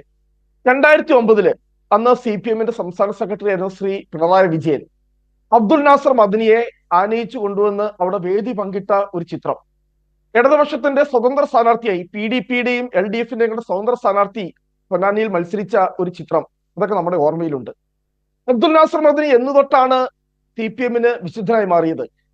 1997 അന്ന് EK നായനാർ ഗവൺമെന്റിന്റെ ഏറ്റവും വലിയ ഭരണ നേട്ടമായി അവര് പ്രസിദ്ധീകരിച്ചത്, PRD ഡിപ്പാർട്ട്മെന്റ് പ്രസിദ്ധീകരിച്ചത്, അബ്ദുൽ നാസർ മദനിയെ അറസ്റ്റ് ചെയ്ത് ഞങ്ങൾ തമിഴ്നാട് പോലീസിന് കൈമാറി, അതാണ് ഞങ്ങളുടെ ഏറ്റവും വലിയ ഭരണ നേട്ടം എന്നാണ്.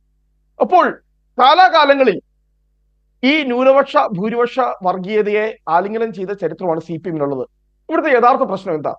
2024 ലോക്സഭാ ഞാനൊരു കാര്യം ഒന്ന് വിശദീകരിച്ചോട്ടെ. അതായത് 9.25 കൊല്ലം ജയിലിൽ കഴിയുകയും അതിനുശേഷം നിരപരാധിയാണെന്ന് പറഞ്ഞ് വരികയും അത് ഇവിടുത്തെ പല വിധത്തിലും, ഇപ്പോൾ നേരത്തെ താങ്കൾ സൂചിപ്പിച്ചല്ലോ, ഈ അനിൽകുമാർ പറഞ്ഞല്ലോ, ഈ നാദാപുരം ഡിഫൻസ് ഫോഴ്സ് എന്നൊക്കെ പറഞ്ഞുള്ളവർ അവിടെ പിന്നീട് ഏതൊക്കെ അർത്ഥത്തിലാണ് നിരോധിത സംഘടനയായി ഇവരെ കൾമിനേറ്റ് ചെയ്ത സാഹചര്യം, അത് ഒരു നബീസു എന്ന പെൺകുട്ടിയെ ബലാത്സംഗം ചെയ്തതുമായി ബന്ധപ്പെട്ട കപട വാർത്തയായിരുന്നു. ഇങ്ങനെയൊക്കെ പ്രചരിപ്പിച്ചത് കൾമിനേറ്റ് ചെയ്ത് എവിടെ വന്നു എന്നറിയാമല്ലോ.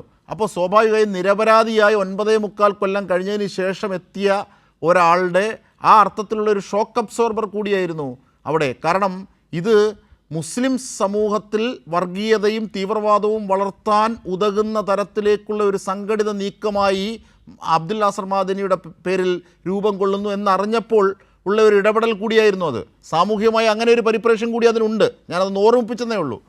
താങ്കൾക്ക് തുടരാം. ഇങ്ങനെ ഓരോ സംഭവങ്ങളുടെയും പിന്നിലെ കപട കഥകൾ അന്വേഷിച്ചു പോയി ഞാനൊരു കാര്യം ചോദിക്കട്ടെ, ജയിലിൽ പോയി സന്ദർശിച്ചിട്ടില്ലേ കോൺഗ്രസ് നേതാക്കൾ അബ്ദുൽ നാസർ മഅദനിയെ? അബ്ദുൽ നാസർ മഅദനിയെ കുറിച്ച് കേരളത്തിലുള്ള പൊതുചിത്രം എന്താണെന്നുള്ളത് നമുക്ക് എല്ലാവർക്കും അറിയാം. ആ ചിത്രം അവിടെ നിൽക്കുമ്പോൾ തന്നെ, അത്തരം രാഷ്ട്രീയ കാര്യങ്ങൾ അവിടെ നിൽക്കുമ്പോൾ തന്നെ മറ്റൊരു വശമുണ്ടായിരുന്നു. അതാണ് ഞാൻ പറഞ്ഞത്. അതൊന്ന് ഓർമ്മിപ്പിച്ചതേ ഉള്ളൂ. CPIM-ന് അവരുടേതായ മറ്റു നിലപാടുകൾ കാണും. ഞാൻ ഒരു മാധ്യമ പ്രവർത്തന എന്ന നിലയിൽ ഞാനൊന്ന് ഓർമ്മിപ്പിച്ചതേ ഉള്ളൂ. ശരി. എനിക്കല്ലേ ഇപ്പോൾ ഈ കഥകളുടെ കാര്യമൊക്കെ പറഞ്ഞപ്പോൾ തലശ്ശേരി കലാപത്തെ കുറിച്ച് തന്നെ ഞങ്ങൾക്കും ഒക്കെ ഒരുപാട് കഥകൾ പറയാനുണ്ട്. ജസ്റ്റിസ് വിധേയത്തിൽ കമ്മീഷൻ റിപ്പോർട്ട് അത് നിയമസഭാ ലൈബ്രറിയിലുണ്ട്, ഇത് പരിശോധിക്കുക. 30 പള്ളികൾ തകർത്തതിൽ 14 പള്ളികൾ തകർത്തത് CPM ആണെന്ന് ജസ്റ്റിസ് വിധേയത്തിൽ കമ്മീഷൻ റിപ്പോർട്ടിൽ പറഞ്ഞിട്ടുണ്ട്. അതൊക്കെ അവിടെ നിൽക്കട്ടെ. ഞാൻ ഇപ്പോൾ ഇവിടെ ഷുക്കൂർ വക്കീലും അതുപോലെ അനിൽകുമാറും പറഞ്ഞ കാര്യങ്ങളിലേക്ക് മാത്രം ഞാൻ ഫോക്കസ് ചെയ്യാൻ, നമുക്ക് സമയത്തിന് പരിമിതി ഉള്ളതുകൊണ്ട്. 2024 മുമ്പ് ഇതുപോലുള്ള ഒരു നരേറ്റീവ് CPM ഇവിടെ പറയുമായിരുന്നോ?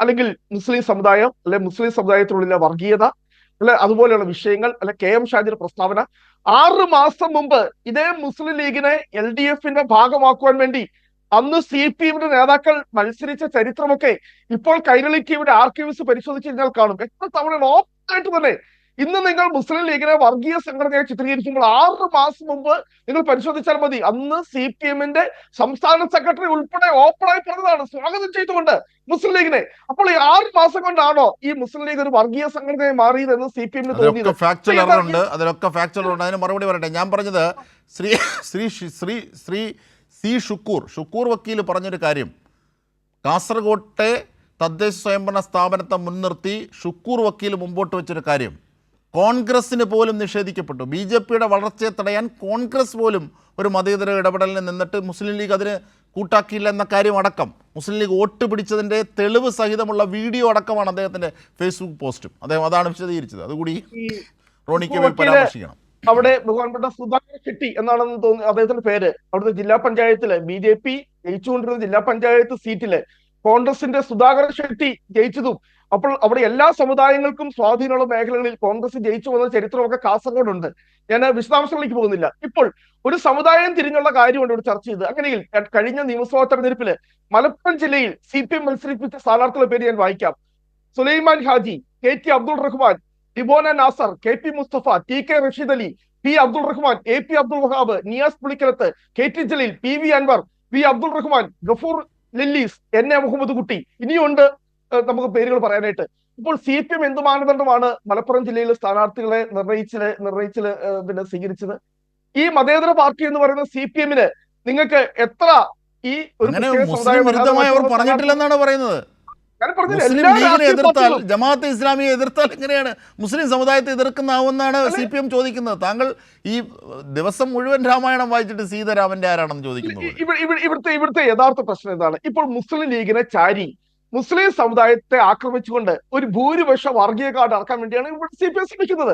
ഞാനിവിടെ കൃത്യമായി പറയട്ടെ, 2016 നിയമസഭാ തെരഞ്ഞെടുപ്പിൽ CPM ഇത് പറഞ്ഞിട്ടില്ല. 2020 പഞ്ചായത്ത് തെരഞ്ഞെടുപ്പിൽ CPM ഇത് പറഞ്ഞിട്ടില്ല. 2021 നിയമസഭാ തെരഞ്ഞെടുപ്പിൽ CPM ഇത് പറഞ്ഞിട്ടില്ല. കാരണം എന്താണെന്നറിയോ? നിങ്ങൾക്ക് വലിയ രീതിയിൽ ന്യൂനപക്ഷ വോട്ടുകൾ കിട്ടി. ഇപ്പോൾ ന്യൂനപക്ഷങ്ങൾ ഒന്നടങ്കം CPM-നെതിരായി. അതിന് കാരണം കോൺഗ്രസ് അല്ല, നിങ്ങളുടെ കയ്യിലെ നിങ്ങൾ ചെയ്ത കാര്യങ്ങൾ. PM ശ്രീ പദ്ധതിയിൽ നിങ്ങൾ ഒപ്പുവെച്ചത്, ഹസമാല എന്ന് പറയുന്ന RSS-ന്റെ രണ്ടാമത്തെ നേതാവുമായി കർണാടകയിലെ കോൺഗ്രസ് സർക്കാർ ഒപ്പുവെച്ചതോ അശോക് ഗെഹ്ലോട്ട് ഒപ്പുവെച്ചതോ അല്ലെങ്കിൽ തുടർന്നതോ? അപ്പൊ കോൺഗ്രസിന്റെ നിലപാട് എന്താണ് ആ വിഷയത്തിൽ? ഇതൊക്കെ സംസ്ഥാനങ്ങൾക്ക് കേന്ദ്രാവിഷ്കൃത പദ്ധതി അർഹതപ്പെട്ടതല്ലേ? അതിൽ ഒപ്പുവെക്കുന്നതിന് ഈ രീതിയിൽ ടെസ്റ്റ് ചെയ്യാൻ പാടുണ്ടോ? ശരി, ഞാൻ അങ്ങ് പറഞ്ഞതിന് ഞാൻ സമ്മതിക്കുന്നു. അങ്ങനെയെങ്കിൽ മന്ത്രിസഭാ യോഗത്തിൽ CPI വിമർശനം ഉന്നയിച്ചപ്പോൾ എന്തുകൊണ്ടാണ് മുഖ്യമന്ത്രി മൗനം പാലിച്ചത്? ഇങ്ങനെ ഒപ്പുവെക്കാനുള്ള നീക്കം നടക്കുന്നുണ്ടോ എന്ന് CPI-യുടെ മന്ത്രിമാർ ചോദിച്ചപ്പോൾ മുഖ്യമന്ത്രി കയ്യിൽ കെട്ടി മിണ്ടാതിരിക്കരുത്. അത് ഒപ്പുവെച്ചിട്ട് വന്നിരിക്കുക. 16-ാം തീയതി ഒപ്പുവെച്ചിട്ട് 19-ാം തീയതി ഇവിടെ കോൺഗ്രസിന്റെ മുഖ്യമന്ത്രിമാർ ഒപ്പുവെച്ചിട്ടുണ്ടെങ്കിൽ ഒപ്പുവെച്ച കാര്യം മറച്ചു വെച്ചിട്ടില്ല. പക്ഷെ ഇവിടെ മുഖ്യമന്ത്രി എന്തുകൊണ്ടാണ് അതിനകത്ത് മറച്ചു വെച്ചത്? ഹൊസബാലയുമായി ചർച്ച ചെയ്ത കാര്യം, തൃശ്ശൂർ പൂരം അലങ്കോലപ്പെടുത്തിയത്, അതുപോലെ പ്രകാശ് ജാവ്ദേക്കറുമായി കൂടിക്കാഴ്ച നടത്തിയത്, ഇവിടുത്തെ മുസ്ലിം സമുദായം നമുക്കറിയാം ഇന്ത്യയിലെമ്പാടുമുള്ള ന്യൂനപക്ഷ സമുദായം ആരാണ് തൃശ്ശൂർ പൂരം അലങ്കോലപ്പെടുത്താൻ ശ്രമിച്ചത്? അലങ്കോലപ്പെട്ടില്ല, അത് അലങ്കോലപ്പെടുത്താൻ ശ്രമിച്ചു. ആരാണ്? ഞാൻ അങ്ങ് ചോദിച്ചു കേട്ടില്ല, ഒന്നും അല്ല, തൃശ്ശൂർ പൂരം അലങ്കോലപ്പെടുത്താൻ ശ്രമിച്ചത് ആരായിരുന്നു? അല്ല അല്ല ഡി ജി പി റാങ്കിൽ 86,000 വോട്ട് കൊടുത്ത് ജയിപ്പിച്ചതിന്റെ സ്നേഹം അതവിടെ നിൽക്കട്ടെ. അല്ല ഡി ജി പി റാങ്കിൽ ഉദ്യോഗസ്ഥൻ 2 തവണ റിപ്പോർട്ട് കൊടുത്തിട്ട് ആ റിപ്പോർട്ട് മാറ്റി എഴുതാൻ പറഞ്ഞ മുഖ്യമന്ത്രിയെ കേരളത്തിലുള്ള തൃശ്ശൂർ പൂരം ആര് അലങ്കോലപ്പെടുത്തി, എങ്ങനെ അലങ്കോലപ്പെടുത്തിയെന്ന് DJP കൃത്യമായി റിപ്പോർട്ട് കൊടുത്തിട്ട് മുഖ്യമന്ത്രി പറയുക ആ റിപ്പോർട്ട് മാറ്റി എഴുതണം ADGP രക്ഷിക്കാൻ വേണ്ടി. ADGP അതിന്റെ ഭാഗമായിട്ടാണ്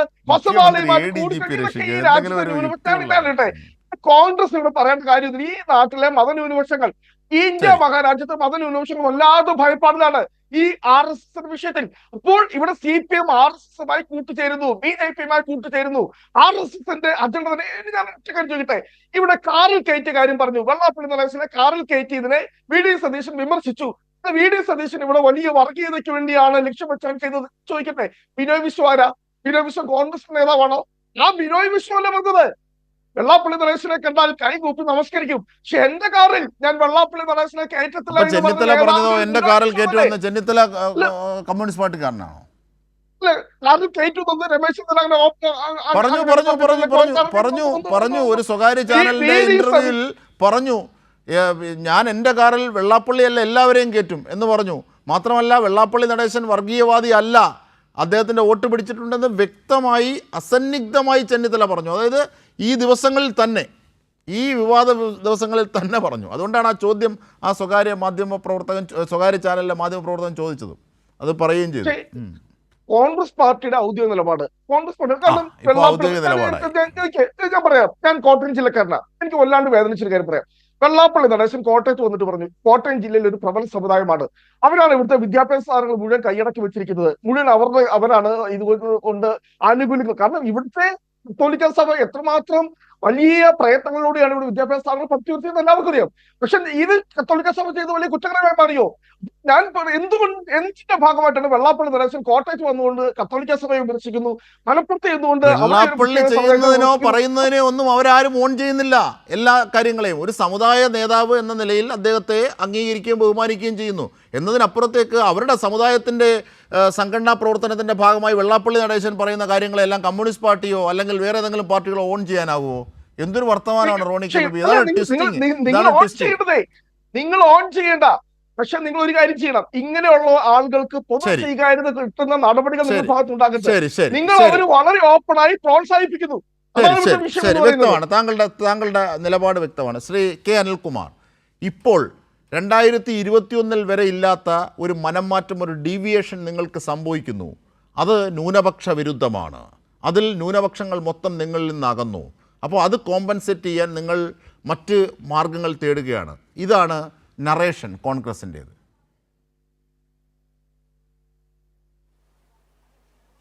അല്ല, നമുക്ക് ആദ്യം ഒരു കാര്യം ചെയ്യാം. ആ വിധേയത്തിൽ കമ്മീഷൻ റിപ്പോർട്ടിലെ ഏത് പേജാണ് പറഞ്ഞത്? കാരണം വർഗീയ കലാപം നടത്തിയത് RSS ആണ്. അതെ, കൊല്ലപ്പെട്ടത് സഖാവ് കുഞ്ഞിരാമനാണ്. മനോരമയിലും മാതൃഭൂമിയിലും അല്ല. ആ പേജൊന്നും അല്ലല്ല. ഞാൻ ഒരു ചർച്ച പങ്കെടുക്കുമ്പോൾ അങ്ങ് പറഞ്ഞ കേട്ടതിന് ഒരു ചോദ്യം എൻ്റെ, സഖാവ് കുഞ്ഞിരാമൻ പള്ളിക്ക് കാവൽ നിൽക്കുമ്പോൾ കൊല്ലപ്പെട്ടു. കുഞ്ഞിരാമൻ കൊല്ലപ്പെട്ടു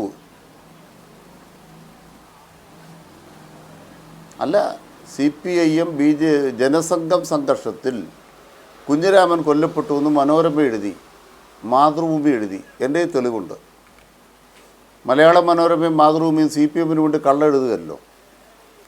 RSS എന്നല്ല, ജനസംഘം എന്ന പേരാണ് അന്ന് 2 പത്രങ്ങൾ ഉപയോഗിച്ചത്. ചാനലുകളില്ല അപ്പോൾ. 2, കുഞ്ഞിരാമൻ മരിച്ചതിന് ശേഷം അവിടെ നടന്ന അനുശോചന യോഗം.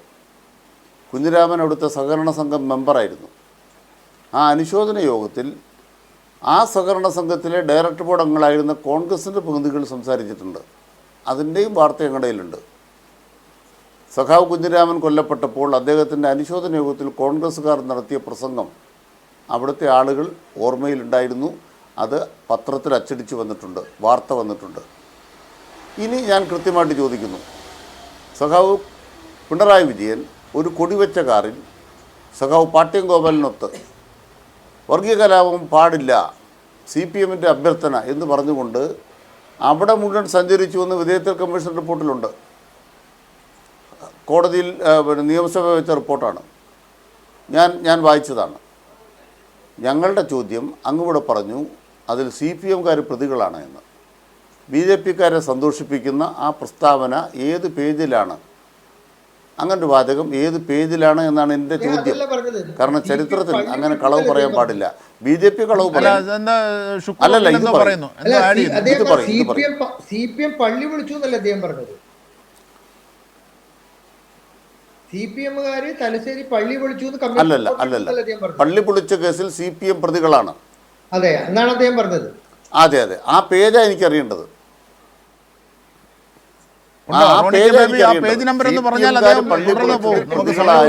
വിധേയത്വ കമ്മീഷൻ റിപ്പോർട്ട് ഇല്ല. റിപ്പോർട്ട് ഞാൻ കൃത്യമായി റെഫർ ചെയ്ത് പറയാം. ഞാൻ വായിച്ചുള്ളതിന്റെ അറിവാണ്, ഞാൻ വായിച്ച് പുസ്തകങ്ങളിൽ നിന്നുള്ള വായിച്ച് എനിക്ക് കിട്ടിയ അറിവാണ്. അല്ല, ഞാൻ വിധേയത്വ കമ്മീഷൻ റിപ്പോർട്ടിന്റെ കയ്യിലില്ല. നിങ്ങള് എടുത്ത് പറയാൻ പറ്റും. നമ്മൾ വർഷങ്ങൾക്ക് മുമ്പ് വായിച്ചതിന്റെ ഒരു പേജിനെ പറയാൻ പറഞ്ഞത് എനിക്ക് ഞാൻ അങ്ങനെ പറയാനായിട്ടാ.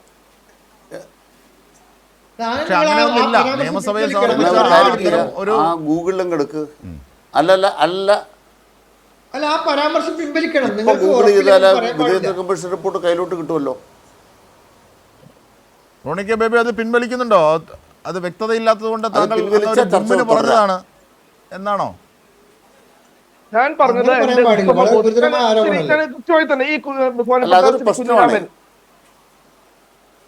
അല്ല, ഞാൻ പറഞ്ഞത് എന്റെ ഉത്തമ ബോധ്യത്തിൽ നിന്നാണ്. ഞാൻ അത് പിന്നെ എന്റെ ബോധ്യം തെറ്റാണ് എന്ന് ബോധ്യപ്പെട്ട ഞാൻ അതിന്റെ അകത്ത് എനിക്ക് ക്ഷമ ചോദിക്കുന്നതിന് ഒരു മറുപടിയും ഇല്ല. തീർച്ചയായും പിടിക്കേണ്ട. അദ്ദേഹം അതിനകത്ത് പിൻവാങ്ങി. ശ്രീ കേൽകുമാർ ഒന്ന് കംപ്ലീറ്റ് ചെയ്യൂ പ്ലീസ്. അല്ലല്ല, അതെ ഞാനത് പിൻവാങ്ങാത്തതിൻ്റെ കാരണം എന്താണെന്നറിയോ? അന്തരിച്ചു പോയ PT തോമസ് RSSനെ സഹായിക്കാൻ ആദ്യം ഒരു കള്ളം പറഞ്ഞു. കുഞ്ഞിരാമൻ അന്തരിച്ചത് കള്ളുഷാപ്പിലെ തർക്കത്തിലാണ്. നിങ്ങൾ മനസ്സിലാക്കേണ്ടത് മുസ്ലിം വിരുദ്ധമാണ് എന്ന് പ്രചരിപ്പിക്കപ്പെടുന്നൊരു കമ്മ്യൂണിസ്റ്റ് പാർട്ടി, മുസ്ലിം വിരുദ്ധമാണ് ഈ പാർട്ടി എന്ന് പ്രചരിപ്പിക്കപ്പെടുന്നൊരു കമ്മ്യൂണിസ്റ്റ് പാർട്ടിക്ക് കേരളത്തിലൊരു രക്തസാക്ഷി ഉണ്ടായത് പള്ളിക്ക് കാവൽ നിന്ന സഖാവ് കുഞ്ഞിരാമനാണ്. RSSനെ വിശുദ്ധപ്പെടുത്താൻ അന്തരിച്ച PT തോമസ് നിയമസഭയിൽ പറഞ്ഞ നുണയാണത്.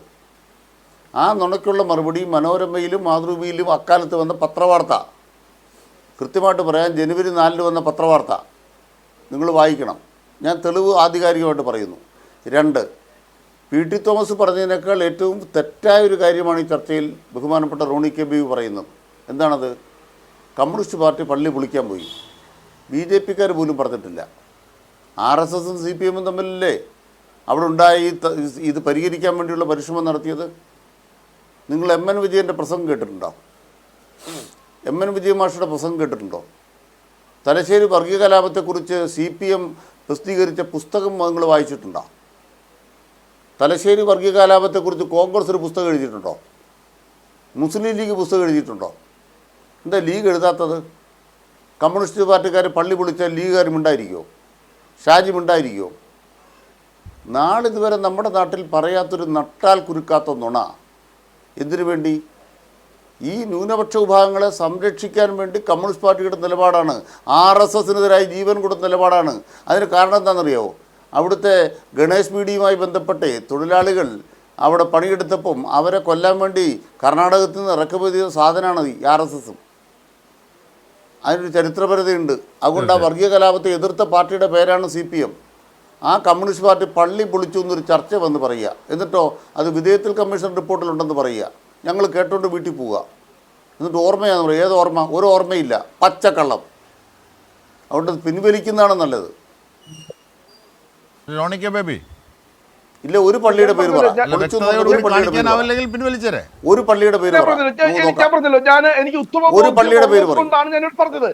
അല്ല, ഞാൻ ചോദിച്ചു എന്റെ ഇപ്പോൾ അങ്ങ് പറയുന്നത് പെട്ടെന്ന് എടുത്ത് പറയുന്നത്. അല്ല, ഒരു പള്ളിയുടെ പേര് പറ. ഞാൻ നിഷ്പക്ഷമായി വന്ന രേഖകൾ ഉൾപ്പെടെ അങ്ങ് പറഞ്ഞു അങ്ങ് മാതൃഭൂമിയിലെ മനോരമയിലെ ഉൾപ്പെടുന്ന വാർത്തകൾ പറഞ്ഞു. ഇവിടെ ദേശാഭിമാനി പത്രത്തിൽ ഉൾപ്പെടുന്നവർ പറഞ്ഞിട്ടുണ്ട്, തലശ്ശേരിയിൽ നിന്ന് 18 കിലോമീറ്റർ അകലെ കൂത്തുപറമ്പ് എന്ന് പറഞ്ഞ സ്ഥലത്ത് വെച്ചാണ് കുഞ്ഞിരാമൻ കൊല്ലപ്പെട്ടത് എന്ന് ദേശാഭിമാനി പത്രത്തിൽ തന്നെ വാർത്ത വന്നിട്ടുണ്ട്. ഇതവിടെ തർക്കവിഷയം നിൽക്കുകയാണ്. അങ്ങയുടെ വാദം പറഞ്ഞു, ഞാൻ എന്റെ വാദം പറഞ്ഞു. എനിക്ക് ഉത്തമ ബോധ്യമായിട്ടുള്ള കാര്യം അങ്ങ് പറഞ്ഞു. അങ്ങ് എന്നോട് ചോദിച്ചു CPM എഴുതിയ പുസ്തകം വായിച്ചിട്ടുണ്ടോ? കാരണം CPM ഇതുപോലെയുള്ള കഥകൾ എഴുതിയ പുസ്തകമല്ല ഞാൻ വായിക്കേണ്ടത്. അതിനെക്കുറിച്ച് നിഷ്പക്ഷമായി വന്നിരിക്കുന്ന പഠനങ്ങൾ എന്താണ്, അല്ലെ അതിനെക്കുറിച്ചുള്ള ശരി, ശ്രീ KL കുമാർ കംപ്ലീറ്റ് ചെയ്തു. നമുക്ക് ചർച്ച സമയം കഴിഞ്ഞു. പ്ലീസ്. അല്ല, ഞാൻ ഒരു കാര്യം കൂടെ പറഞ്ഞേക്കാം. 564 ക്രിമിനൽ കേസുകൾ രജിസ്റ്റർ ചെയ്തിട്ടുണ്ട്. തലശ്ശേരി വർഗീയ കലാപമായി ബന്ധപ്പെട്ട് 564 ക്രിമിനൽ കേസുകൾ രജിസ്റ്റർ ചെയ്തിട്ടുണ്ട്. ഏതൊക്കെ പോലീസ് സ്റ്റേഷനിൽ എത്ര കേസുണ്ടെന്ന് വരെ സ്റ്റേറ്റ്മെൻ്റ് ഉണ്ട്. നിങ്ങളൊരു കാര്യം മനസ്സിലാക്കണം, ഇതൊക്കെ പഠിച്ചിട്ടും വായിച്ചിട്ടുമാണ് ഞങ്ങളൊക്കെ ചർച്ചയ്ക്ക് വരുന്നത്. അതുകൊണ്ട് ഒരു കാര്യം നിങ്ങൾ ദയവായി ശ്രദ്ധിക്കുക. ഞങ്ങൾ കമ്മ്യൂണിസ്റ്റ് പാർട്ടിക്ക് ഒരു ചരിത്രമുണ്ട്. ചരിത്രപരതയിലാണ് ഈ പാർട്ടി ഇവിടെ പ്രവർത്തിക്കുന്നത്. വേട്ടയാടപ്പെടുന്ന മനുഷ്യർക്കൊപ്പം ഞങ്ങൾ രാജ്യം മുഴുവൻ നിൽക്കുകയാണ്.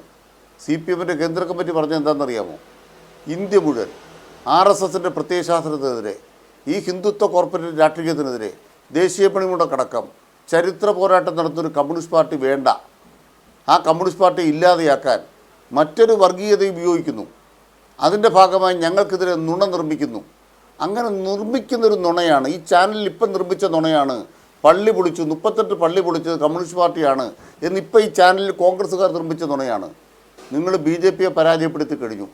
ഇക്കാര്യത്തിൽ, നുണ നിർമ്മിതിയുടെ കാര്യത്തിൽ ഒരു കാര്യം പറയാൻ ആഗ്രഹിക്കുന്നു. സമുദായ നേതാക്കളുടെ തിണ്ണ നിരങ്ങാൻ തുടങ്ങിയ പ്രയോഗമൊക്കെ സതീശൻ്റെതാണ്. പക്ഷേ തിണ്ണ നിരങ്ങാൻ പോകുമ്പോൾ സ്വന്തം വണ്ടിക്ക് കാറ്റുണ്ടോ ഇല്ലയോ നോക്കാനെങ്കിലും സതീശൻ ശ്രദ്ധിക്കണം. അവസാനം പറഞ്ഞ് ന്യായീകരിച്ച് സ്വന്തം വണ്ടിയുടെ ടയറിൻ്റെ കാറ്റ് പോയി കേട്ടോ. പ്രതിപക്ഷ നേതാവിൻ്റെ വണ്ടിയുടെ ടയറിൻ്റെ കാറ്റ് പോയി. നുണ പറയാനെങ്കിലും പഠിക്കണ്ടേ? ചെന്നിത്തലയുടെയും തലയിൽ നൈസായി വെക്കുകയും ചെയ്തു. അങ്ങനെ കൂടി ഒരു അടിവരയിടേണ്ട കാര്യമുണ്ട്. എന്തായാലും എനിക്ക് ശുക്കൂർ വക്കീലിലേക്ക് വരണമെന്നുണ്ടായിരുന്നു. സമയം അതല്ല, ഞാൻ അതിനെക്കുറിച്ചല്ല പറഞ്ഞത്. ഞാൻ അതിനെക്കുറിച്ച് അല്ല പറഞ്ഞത്. ഔദ്യോഗിക വാഹനം ഉപേക്ഷിച്ച് എറണാകുളത്ത് അദ്ദേഹം പോയതിനെക്കുറിച്ച് ചോദിച്ചപ്പോഴാണ് സ്വന്തം സുഹൃത്തിൻ്റെ വീട്ടിലേക്ക് കാറ്റുപോയ കാർ ഓടിച്ച് വീട്ടിൽ കൊണ്ടുപോയി കേട്ടോ. അത്ര ബിരുദനാണ്. ഇത് കാറ്റുപോയ കാറ്, പ്രതിപക്ഷ നേതാവിൻ്റെ കാറ്റുപോയ കാറ് അദ്ദേഹം ഓടിച്ചൊരു സുഹൃത്തിൻ്റെ വീട്ടിൽ കൊണ്ടുപോയി. വണ്ടിയുടെ കാറ്റ് പോയാൽ അവിടെ വണ്ടി ഇട്ടേച്ച് പോലീസില്ലേ? പ്രതിപക്ഷ നേതാവിൻ്റെ വണ്ടിയുടെ കാറ്റ് പോയാലേ പോലീസ് അവിടെ ഇല്ലേ? തീർച്ചയായും ഇങ്ങനെ ഫാക്ടറികളിൽ നിർമ്മിക്കുന്ന നിർമ്മിതികൾ കൊണ്ട് വർഗരാഷ്ട്രീയത്തെ തച്ചുടയ്ക്കാനുള്ള നീക്കമാണ് തന്നെയാണ് ചർച്ചയെ ക്രോഡീകരിക്കുമ്പോൾ നമുക്ക് മുമ്പോട്ട് വെക്കാനാകുന്നത്. ക്ഷമിക്കുക, സമയപരിമിതി ഉള്ളതുകൊണ്ടാണ് ഇടപെടുന്നത്. ശുക്കൂർ വക്കീൽ പ്രത്യേകിച്ചു. എന്തായാലും ചർച്ചയിൽ പങ്കെടുത്തവർക്കൊക്കെ നന്ദി. ന്യൂസ് ആൻഡ് വ്യൂസോടെ പൂർണ്ണമാകുന്നു.